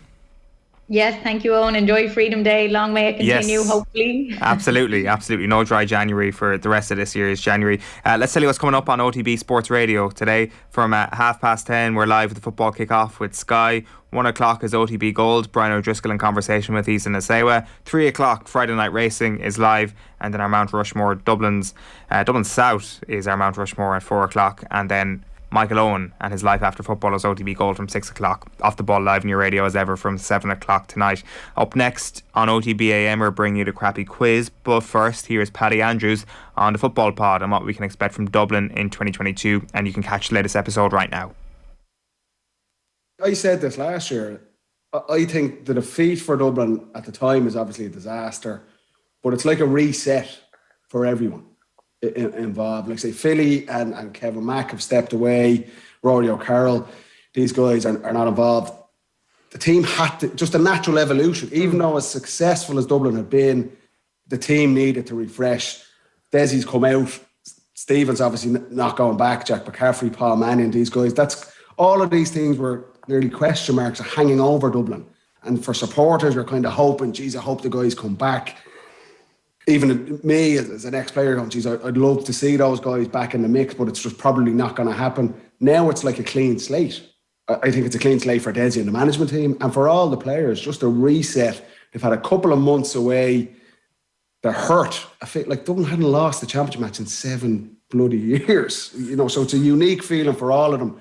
And you're seeing the team sheets in the Oberon Cup games, and you're seeing 4 or 5 of the main guys playing. You're seeing them playing well. There's clearly hunger there, whereas, Tommy, we kind of laugh about it. Normally in January, we're in the bloody Caribbean, drinking cocktails. So it's a different scenario for them. I'm intrigued to see how they adapt in the first couple of leagues. Like you say, they've got Armagh who are going to come. You know what Armagh are going to bring. They're going to run from absolutely everywhere, all over the pitch. Do they have the athleticism at this stage of the season to deal with that? Then in their second game, they're going to Kerry. They're going down to Tralee. Jacko, Kerry were obviously disappointed, every bit as disappointed as Dublin were at how their season finished out last year as well. Jacko's come in, new coach, what new players are there? There's no doubt about it. There's going to be 3, 4, 5 new names on the Dublin team sheet that haven't been there before. Yeah. OTB AM on OTB Sports Radio, Ireland's first and only sports radio station. The Club Championship Show on OTB Sports. They're a unique group, there's no doubt about that. It was a real kind of statement of intent. Yeah, right from the start, they were really on it. This is probably the big chance. You can be absolutely sure that they will want to leave absolutely nothing in that changing room. Don't miss a moment of the GA Club Championship. Download the OTB Sports app, subscribe to the GA podcast feed, and watch the Club Championship Show every Wednesday across OTB's social channels. With prices from only €289 for fully comprehensive car insurance, everyone's making the jump to getsetgo.ie. New business policies only. Prices subject to minimum premiums. T's and C's apply. MCL Insurance Services Limited Trading is getsetgo.ie is regulated by the Central Bank of Ireland. OTB AM. With Gillette, put your best face forward with our new and improved razors. Chris Waddle. Oh, you're kidding me. September.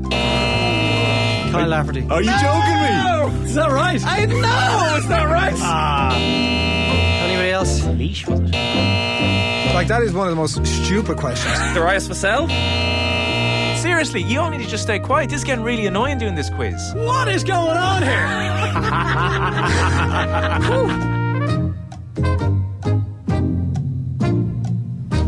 Welcome along to the shoutiest segment on Irish radio. It's the scintillating, it's the stupefying, it's the splendido, crappy quiz. Every Friday, we pit 3 of team off the ball up against one another in a no-holds-barred quiz of sporting factoids at the end of the week. Allow me to welcome today's contestants.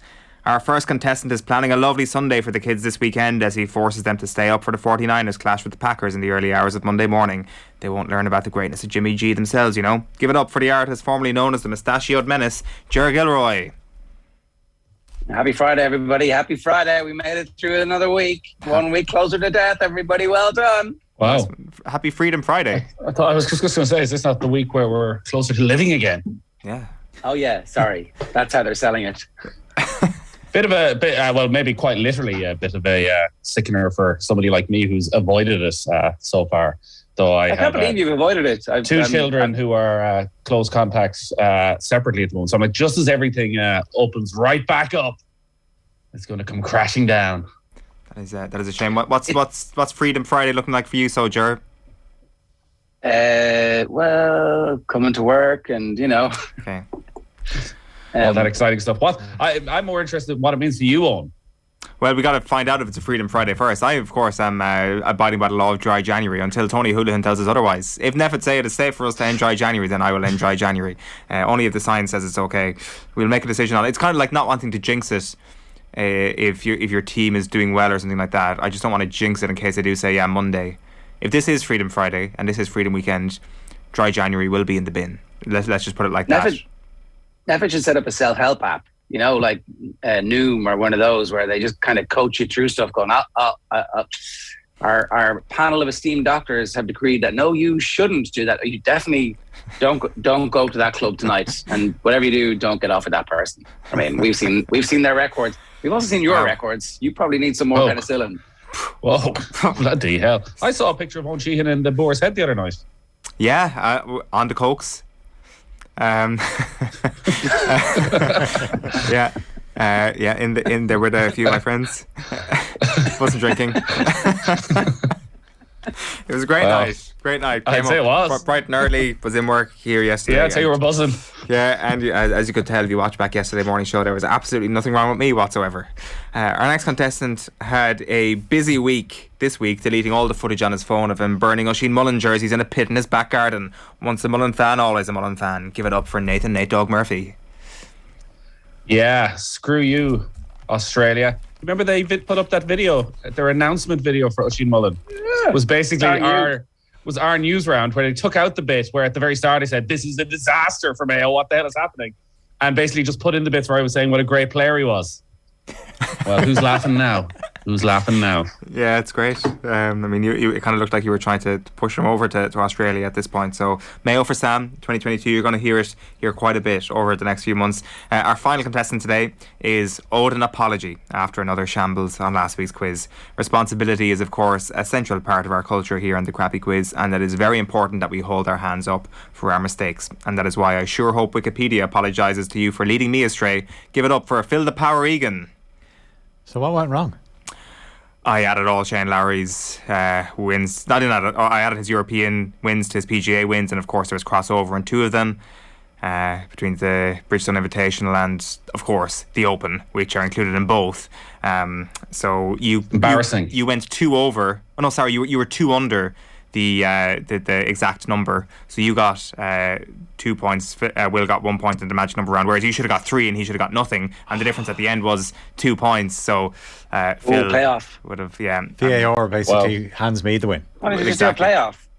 We'll try and set that up some morning. We could have done it this morning, but I didn't have that much of foresight. The ultimate rule of the Crappy Quiz is once that buzzer goes at the end of the 40 seconds, the winner is the winner, and we all move on with our lives. The ultimate rule up. Yeah, okay. Yeah, I remember that. Top line rule. Was there something wrong with your brain this week, Owen, that you weren't fully functioning? Is there? Oh no! I mean, like that's 2 weeks in a row. That's 2 weeks in a row. It's we should get a sign about how many weeks since the last disaster on the Crappy Quiz, and it's just been at 0 all throughout 2022 so far. So if we can get that to 1 next week, we'll be doing very, very well. Well, it's more the issue. No dry January does not result in peak Owen. Yeah, true. No stimulants. You need to relax a bit. Yeah, I need to. Exactly. Caffeine only is just not doing the job at the moment. As ever, the format is a classic Crappy Quiz with a series of questions on a range of themes, and it's onto the slip and slide of trivia, which is a rapid fire round. You can podcast the Crappy Quiz on otbsports.com or on the OTB Sports app. And if you're watching on YouTube, please give us a thumbs up, even if you contribute nothing but misery to your day. Please send any questions you have via postcard to Crappy Quiz Quizmaster. Off the Ball Towers we did, Marconi House, Diggs Lane, Dublin 2. And a big shout out to Garrett and Leash, who was the first person to send post to us in about 2 years. His questions are excellent, and they are accompanied by glorious Arsenal Invincibles postcards. As you can see there, it is a collection of postcards from the Emirates from about 10 years ago. Oh, sorry, no, 10 years of the Emirates. So what was that about? I don't know, 7 years ago? 5-6 years ago. And there you go. So Garrett and Leash, thank you so much. Round 1 is the boring questions round, never multiple choice, written by Garrett and Leash. Question 1 for you, Ger. Who is the only US president to have been a club member at Augusta National?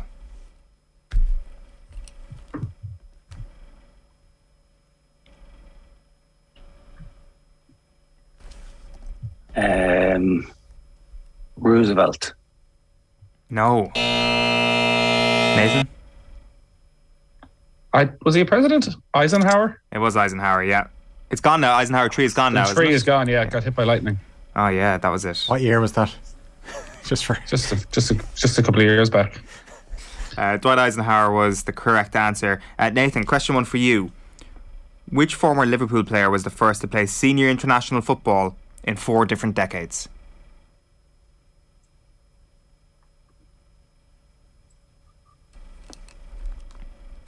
Oh. It's a good question. So, fair play, 4 different decades, yeah. Setting a new standard for the quiz. Who was it? Played for Liverpool. Bloody hell. What are you thinking? No chatting to stall. Yeah. What am I thinking? I'm not thinking at all. I'm trying to think through the decades. So that'd be in the 90s, the 2000s, 2010s, and this decade. If it's like somebody of semi-recent relevance, I'm trying to think of a player who plays with a country that may not be great, where he's still getting a game at about 40, a goalkeeper. Did you say he played international football over 4 decades? Yeah. Jesus. Come on. Bruce Grobbelaar. It's not Bruce Grobbelaar. Anyone with a punt? Jari Litmanen. Oh, great question. Finished up in 2010. His last appearance. He played in the 80s.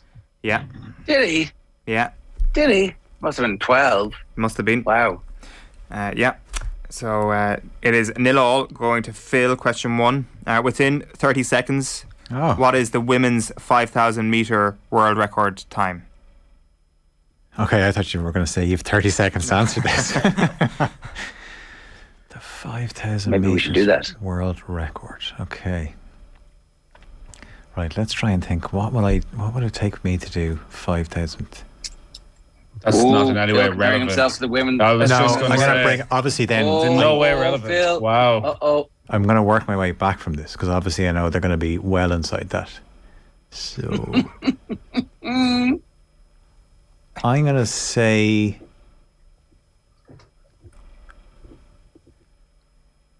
I'm going to say 11 and a half minutes. No, that's you're being overly generous there. 14 minutes and 6 seconds. Oh, I was going to go for 13:50. 13:50 would have been spot on. Or would have got you the point. So it is 0-0 after round 1. Round 2 is the Name That All-Star Team round. OTB Hall of Fame member Garrett and Leash included a fourth question for the boring questions round. Little did he know it was a question of such genius that I'm using it to make an entire round. So in this round, I'll give you the names of 4 players from a single GAA All-Star team. All you got to do is name the year they were on the All-Star team. Ger, this is Garrett's question for you. Name the year the following players were all named on the All-Star football team of the year. John Keane of Westmeath at corner back, Tomas O'Shea at centre back, Shane Ryan of Dublin at midfield, and Ronan Clark of Armagh at corner forward. What year were they all on the All-Star football team?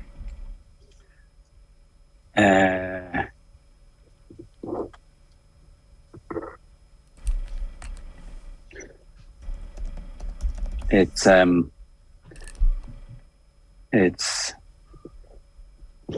2007. Oh, hits the post. 2008. Oh. I wrote 8 down first because Shane Ryan gets dropped. And I remember Mickey Whelan talking about dropping an All-Star, and it's like, no, didn't do it straight away. Gave him a year. He didn't. Turns out. Nathan, name the year the following players were all named on the All-Star football team of the year. Charlie Harrison of Sligo at corner back, Aidan Walsh of Cork at midfield, Colm Cooper at corner forward, and Bernard Brogan at full forward.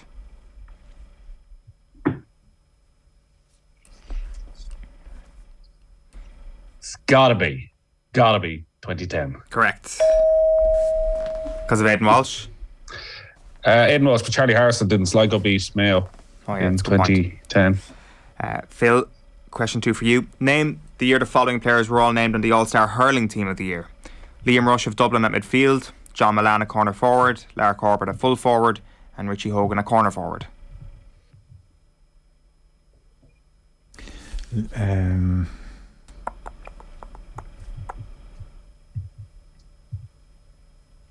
Rush midfield. Liam Rush midfield. John Milan, Lar, and Richie Hogan. That's tricky. That's generational. Liam Rush still playing. Yeah, like obviously the 2013 was the great season for the Dubs, but they also won a league title in 2011. But Rush has kind of played centre back and midfield. Lara might have been getting it on reputation, or he might have been finally getting reward for his amazing feats. So it could be early, it could be late, Phil. This is tricky. I hate to be you right now. I'm going to go with 2012. 2002. Oh, it's 2011. You did say it, but you didn't say it. 2011 is the year that they all came in. So we're 1 point for Nathan and nothing for Ger and Phil going into round 3, which is the Pass the Parcel of Doom round. Yes, it's time for another new edition of the hottest new invention of 2021. In this round, I'll give you a category that involves a list of names, and all you got to do is give me a name that matches the list, and the Parcel of Doom passes on to the next player. That person then has to give me a name, and we'll keep moving on until one of you fails to give me a name, and then you get knocked out. The last man standing wins a point. Ger, this is from Garrett and Leash. Can you name a player who was on the official Arsenal.com top 20 Arsenal players of all time? Thierry Henry is correct. It moves to Nathan next. Ian Wright. Ian Wright is there, yeah. Phil? Dennis Bergkamp. Dennis Bergkamp. Back to you, Ger. Tony Adams. Nathan? Patrick Vieira. Patrick Vieira is correct as well. Phil? Lee Dixon. Lee Dixon's not there. He's an absolute disgrace. What? He's part of the great Arsenal back four. He certainly was, but he's not there. So, Phil, you're out. It goes back to Ger. Pires is there. And now Dixon. What a joke. Liam Brady. Liam Brady is correct. Ger. Whoa. Oh. We've gone into Brady was going to be grandfathered in. So, sorry, all time. Premier League, all time. All time. What's going on? Oh, you just froze there for a bit, but you're back. All time. You're like Liam Brady did not play in the Premier League for Arsenal. Yeah. Okay, so it's all time kind of changes a little bit. Notwithstanding that, I'm going to say Overmars. Overmars is correct. Good answer. Nathan.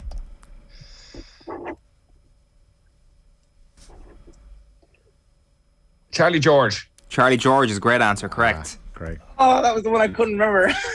That was why I had to go back to Overmars. We're not even halfway there. Big risk. I'm going to take a big risk with David Seaman. David Seaman is correct. Oh, damn, yeah, that's what I was going to go with. Nathan, we've got 10 to go. David O'Leary. Correct. Oh, no way! Yes. No way! Great player. All right, okay. So, does anybody else from the Invincible? Gilberto Silva. No, not Gilberto Silva. Silva. No, You're Nathan, shitting me. Nathan gets the point.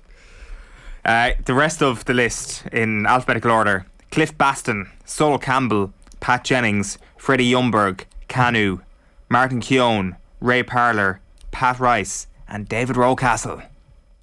That's nonsense. Gilberto Silva should be ahead of it. 4 or 5 of those. Silva. Freddie Ljungberg. Can I honestly, how is Lee Dixon or Nigel Winterburn not in there? Winterburn, imagine Dixon had a Winterburn, surely. Keown, there's no way Keown should be on that team. Well, there really isn't. They take it up with Garrett and Leash, and then subsequently Arsenal.com. It's not Garrett's, but this is Arsenal's fault. Great round, Garrett. A disgrace to, we should get Lee Dixon on to get pissed off about that, yes. or Winterburn, and go. We made those Who are you centre taking backs out? look good. Martin I'm Keown. taking out Martin Keown and David O'Leary. David O'Leary. Yeah, You don't even remember David O'Leary played. They love David O'Leary at Arsenal. O'Leary gets on because he played 6 gazillion games. Well, he didn't do that because he was useless. You don't want him on just because one of the goal post Arsenal David Wouldn't O'Leary. put his head in. Wouldn't put his head in. Yeah, of course. Big Jack didn't rate him, of course. Nathan. Big Jack was a genius. Man ahead of his time. Actually invented gegenpressing. None of this Brannick nonsense. Nathan, you're leading us off here. Can you name a men's Grand Slam tennis winner this century? Roger Federer. Yeah. Phil. Rafa Nadal. Ger. Djokovic. Yeah. Nathan, back to you. Andy Murray. Yeah, okay. Now we begin. Medvedev. Medvedev is correct. How many of these are there? Sure. There's 20 again. 20 again. This century. This century, yeah. Andy Roddick. Andy Roddick is bang on. Phil. Nathan. Oh, sorry. Nathan, my apologies. Juan Martín del Potro. Yes, that is correct. Stan Wawrinka. Stan Wawrinka is also correct. Sure, back to you.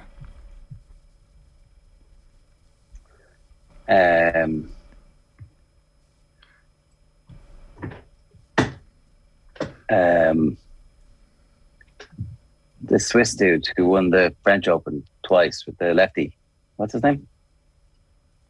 I remember Dave McIntyre telling a very boring story about meeting him.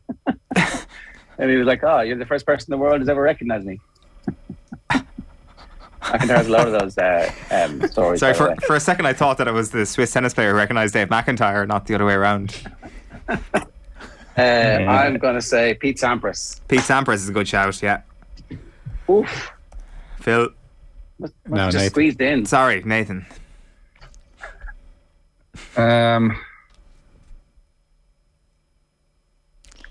Leighton Hewitt. Leighton Hewitt is a good answer. Yeah, that's correct. Phil? Marin Cilic. Marin Cilic. Phil is quick off the mark here. He's got I suspect he's got a reservoir of names here. Back to you, Ger.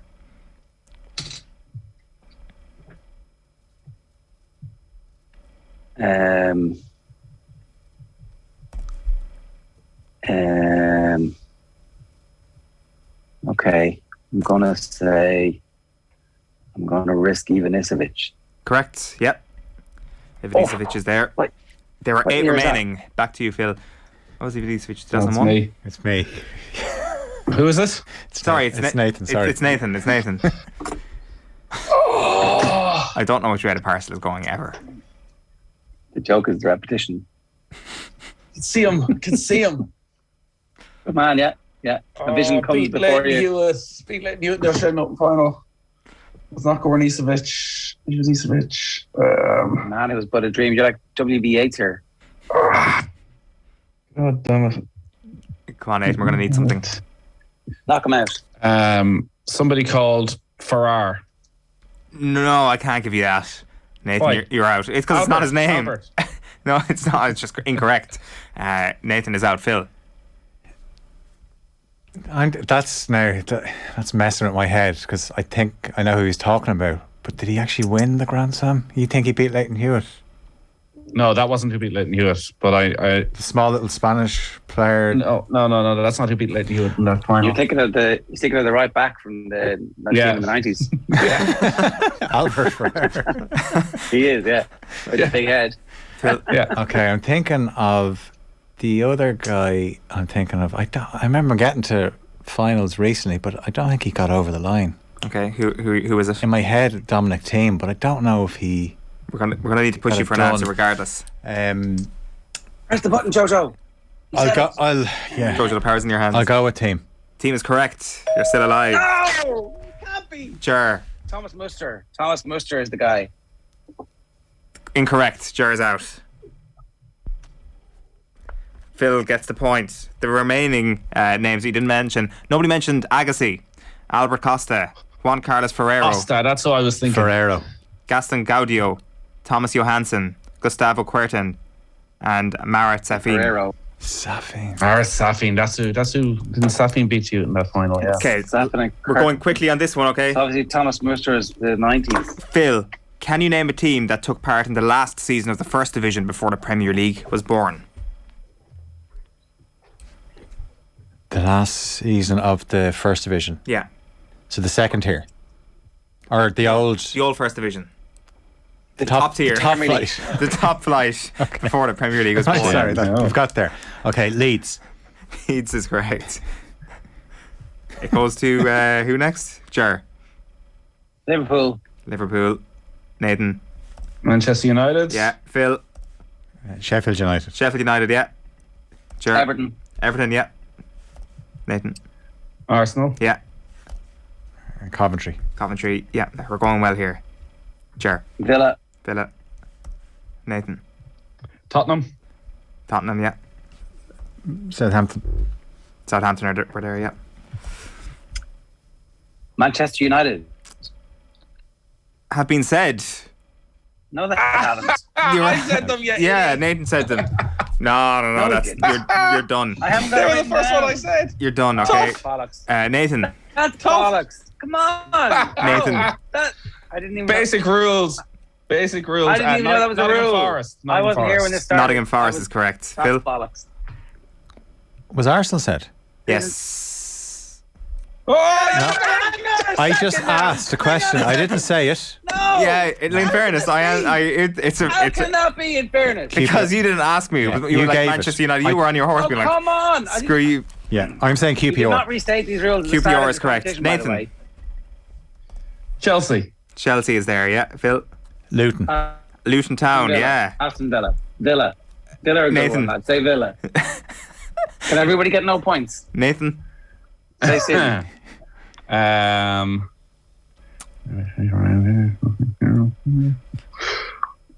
Wimbledon is correct. Phil? Charlton. Nathan gets the point. The remaining teams were Crystal Palace, Swindon were not there. Crystal Palace, Manchester City, Norwich City, Notts County, Oldham Athletic, Sheffield Wednesday and West Ham United, which brings Nathan to 3 points. Phil is on 1 point. Ger is on nothing as we move on Notts to round County? 4. Yeah. Really? Yeah. Round 4, the fun free magic number round. Contestants get 3 points for getting the number exactly right. If no one manages that, the nearest contestant who doesn't go bust gets 2 points. The second closest gets 1 point. I'm going to state that we can only accept the answer that's written on your paper. I'm also going to have to ask for your pens once the music ends. So if you don't mind, give us the following number. The number on the back of Trent Alexander-Arnold's Liverpool jersey, plus the number of uncapped players in Ireland's squad for the Six Nations, not including development players, plus the number of times Kelleher have won the All-Ireland Football Championship, plus the number of trophies Antonio Conte has won while managing in England. Your 30 seconds expire when Sinatra sings Bright Shiny Beats.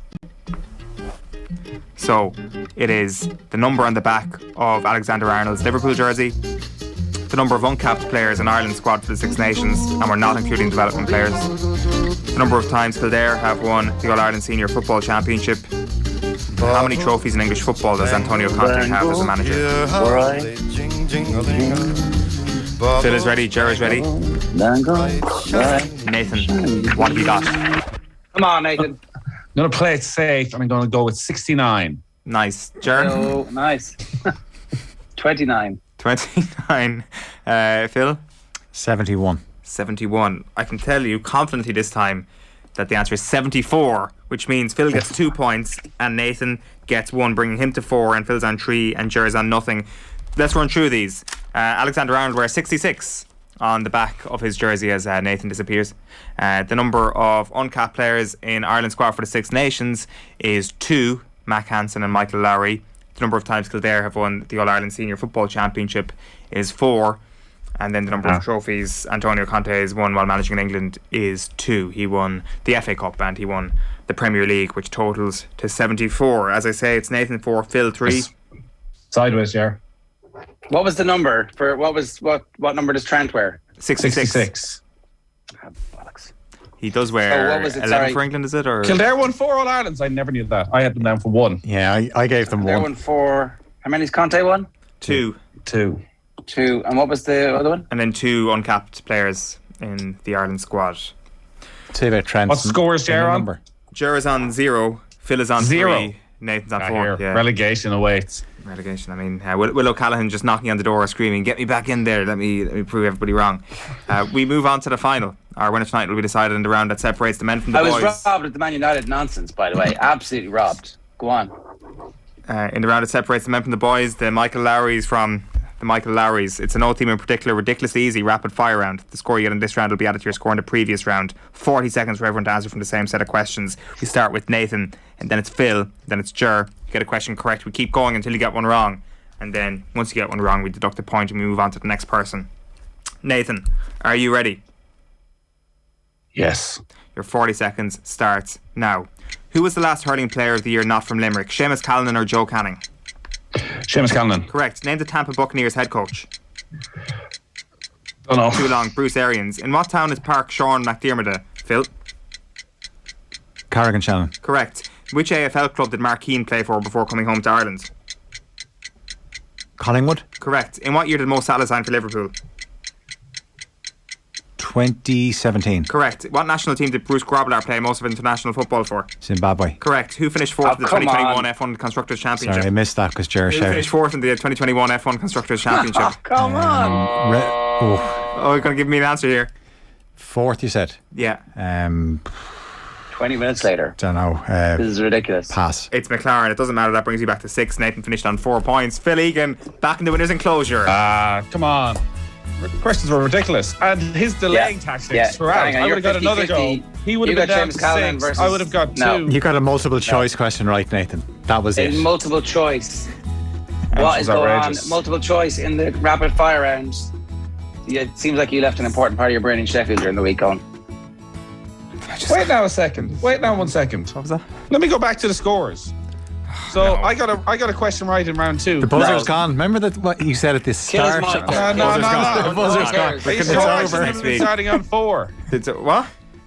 Are you sure you aren't underestimating? No, I did start on 4, damn it. Yeah. Okay, thank you. Nathan, good stuff. Phil, congratulations. Better luck next week. That's been this week's graphic quiz. This show's rubbish. I don't want any. Chris Waddle. Oh, you're kidding me. September. Kyle Lafferty. Are you joking me? Is that right? I know, it's not right. Anybody else? Leash, was it? Like, that is one of the most stupid questions. Darius Vassell? Seriously, you all need to just stay quiet. This is getting really annoying doing this quiz. What is going on here?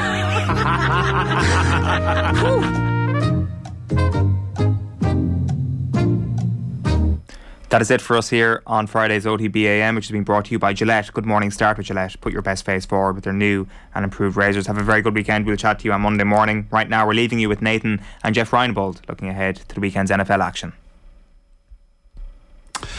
All right, so we're effectively down to the quarter-final stage in the NFL postseason. The divisional round of the playoffs take place this weekend. In the NFC, the number 1 seed Green Bay Packers take on the 49ers, while Tom Brady's defending champions, the Tampa Bay Buccaneers, are up against the LA Rams, while in the AFC, the Kansas City Chiefs, looking for a third straight visit to the Super Bowl, they play the in-form team in football right now, the Buffalo Bills, while the top-seeded Titans welcome the Cincinnati Bengals to Tennessee. To discuss all of this, I am joined by, well, one of the most familiar faces to fans of American football in this part of the world. Sky Sports NFL analyst Jeff Reinbold is with us. How are you keeping, Jeff? I'm keeping really well, man. How are things on the Emerald Isle? I was sitting down on my couch last Sunday evening and Neil Reynolds came on. He said, "We're here with you for the next 11 hours. You boys are the hardest working in showbiz." Well, I tell you what, when it's playoff time, just like the players, sometimes you got to play a little hurt, you got to play a little tired. You got through it though, and it was quite the weekend as well, and it set it up really nicely for the divisional round of the playoffs this weekend. We might just go through it. Well, before we even go through it game by game, the one thing that is clear from listening to various podcasts and all the analysts during the week is there's a sense that this is wide open, even still at the last 8. Yeah, because it's been such an unbelievably unpredictable year in the National Football League. Normally there's a kingpin going into the playoffs that you can say, well, if they don't screw it up, they're going to be the team to beat. But I just really can't find one this year because every team that's in the playoffs right now, even the 1 seeds, you look at Tennessee, they lose the Jets, and then on the other hand, you got the Packers who, at times have struggled. And so, it's been such a crazy year. The injuries, the COVID situation again, inconsistency at quarterback, just a lot of factors have played into this, and there is no clear cut, favorite in my mind. As a matter of fact, Vegas has made a lot of money this year because you just can't pick. I mean, it defies logic. So should we not just keep it simple and always bet on Tom Brady? Well, that's one way to go, and if you went that way, you'd be right a lot of times. I know that. I think I saw it a day. This was phenomenal. We were filming the NFL Overtime show at Sky, and he has 40-some playoff appearances. And I'm like, what? When I saw the statistic, and I went, it is unbelievable. Really, it's unbelievable what he has been able to do in a career that has, just been. And to do it at the high level that he's doing it late in his career this year, he's been as good as he's ever been. And at whatever year, I don't even know how old he is. 44. I mean, that's just defies description. Really. This weekend, then, so the Buccaneers are number 2 seeds. They're playing the LA Rams. On paper, the Rams a better, healthier team. They've got Odell Beckham Jr. absolutely flying at the moment. Yet still, you look at Matt Stafford, 13-year veteran, and you compare him with Tom Brady, and again, you always just feel that Brady's going to be able to produce it, where there are probably still some question marks, even still, on Stafford. Yeah, I mean, here's the thing that's unfair, but again, if you, I tell my players this all the time: if you want fair, don't go into football. Matthew Stafford is a great player, but like other quarterbacks, like every other quarterback, you're measured as a quarterback in the number of Super Bowls you produce. He hadn't even produced a playoff win until last week. So I think that until he makes a deep run into the playoffs and hopefully wins the Super Bowl if you're a Rams fan, then his legacy will be secured. The same thing's true, as crazy as this sounds.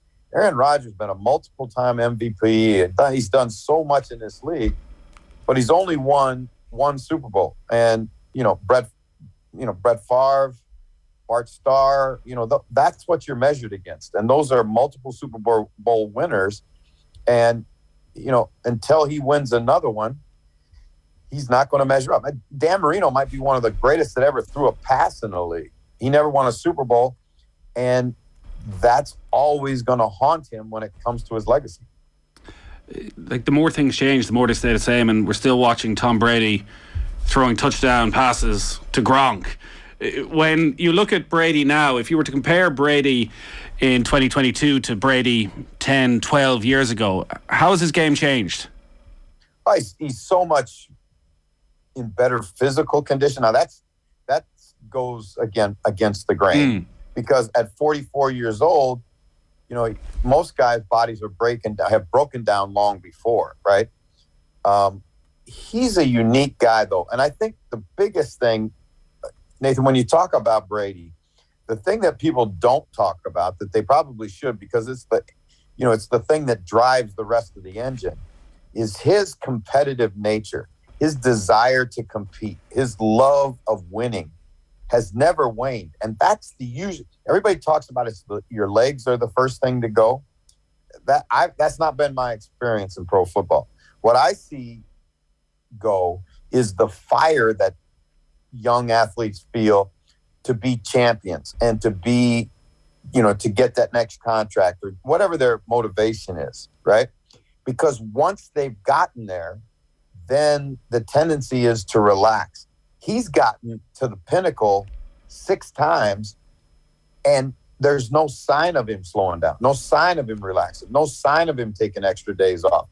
The will to prepare, the off season, to do the work, to study, all of the things that it takes that the fans never see, that will usually is the first thing that leaves an athlete. Not his legs, but that will to go into the weight room, to not have cake and ice cream with my kids on their birthday because it's not it's not in my diet. All that stuff that's so unusual about high level competitors.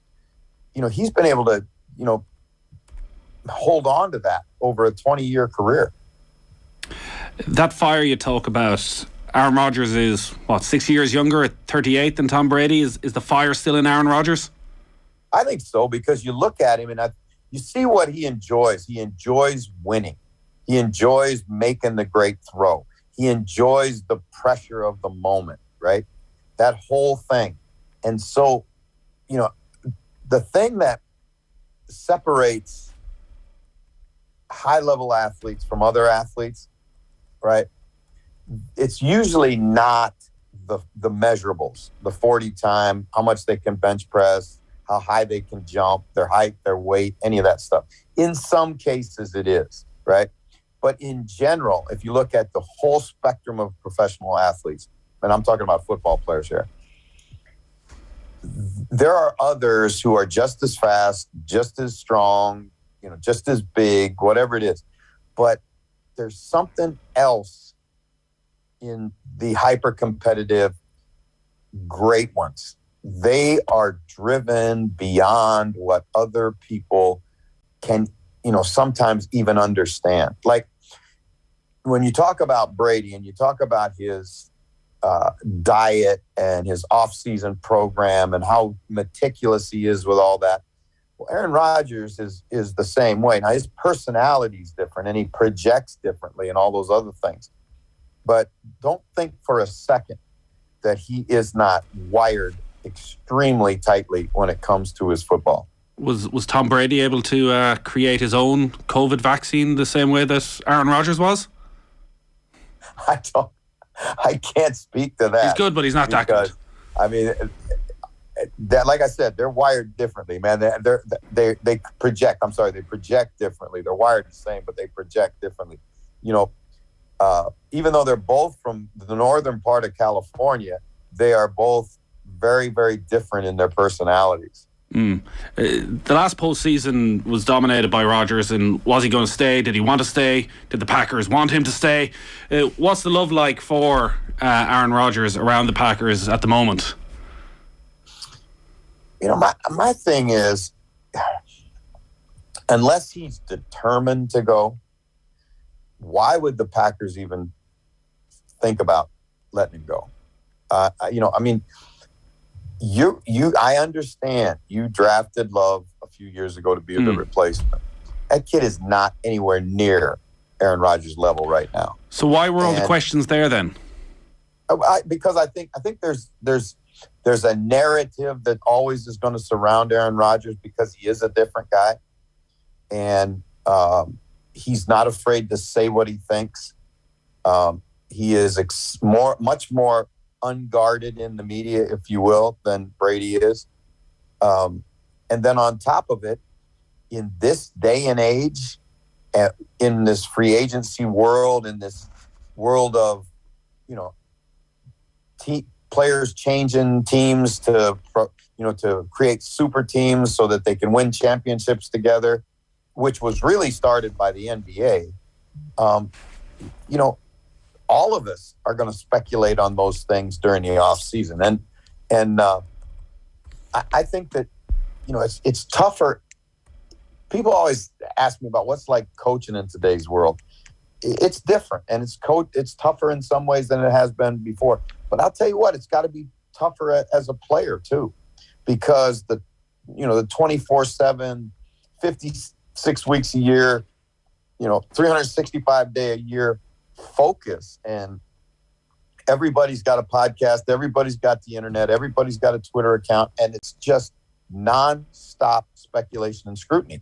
And that's one of the reasons why we love the NFL as much as we love it. The 49ers have sort of been kryptonite to Aaron Rodgers in the postseason. 3 matches, 3 defeats in the playoff. He's still only been to 1 Super Bowl. In terms of when we're talking, Matt Stafford is a great quarterback, but in terms of legacy, you mentioned it is about Super Bowls. How important is it for him to get back there again in terms of been talking about him in 10, 20, 30 years' time?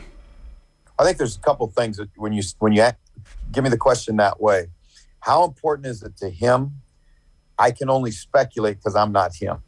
Now, as a member of the media or as a member of the football community or however you want to describe it, I think it's really important to him because, you're, like I say, rightly or wrongly, we, and we're all part of the same environment, same world. We judge our quarterbacks by what they do in the postseason. And so until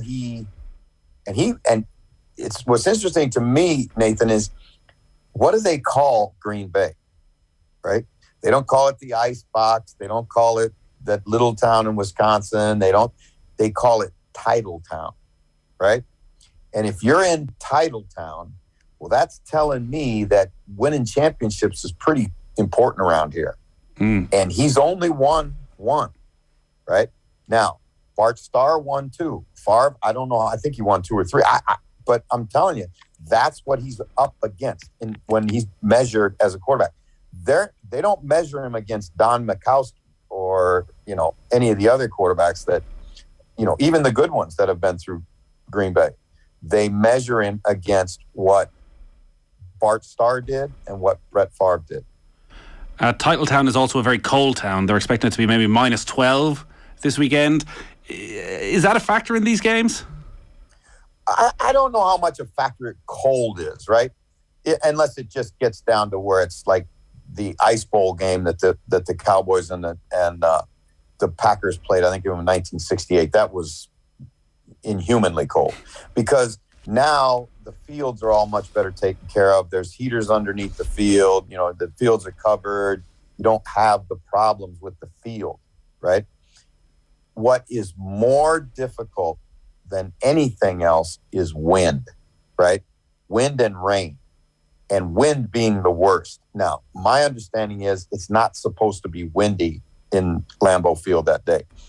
Understand that the Packers live in that climate. Now, they don't practice in it because they have an indoor facility, but they live in that climate. So it's not a shock to them.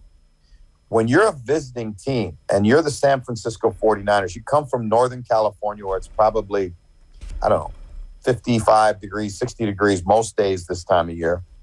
And you're going to get on an airplane and you're going to land 3 hours later in Wisconsin, and it's going to be,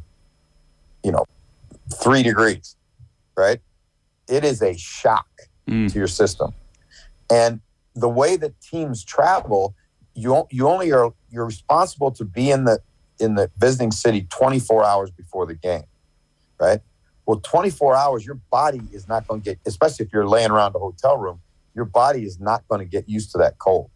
So the cold is more of a factor to the visiting team than it is the home team. Looking at the AFC then, so Patrick Mahomes, the Kansas City Chiefs, looking to stay on track for a third successive Super Bowl appearance. They face the Buffalo Bills, who are the informed team in football, scored 7 touchdowns against the Patriots last weekend. The perfect game. Every time they got the ball, they scored a touchdown. Can you just put that into context and to how great an achievement it is? Well, we've seen, I don't know how many thousands of NFL games, and I don't recall a single one where you scored a touchdown on every drive until you kneeled down to win the game, right? I can't recall an NFL game that way. And then to do it in the playoffs is even more incredible. And then factor into it that's against the number 2 scoring defense in the National Football League, right? And Bill Belichick, who prepares and is prepared for more playoff games than anybody in the history of football. OTB AM. With Gillette, put your best face forward with our new and improved razors.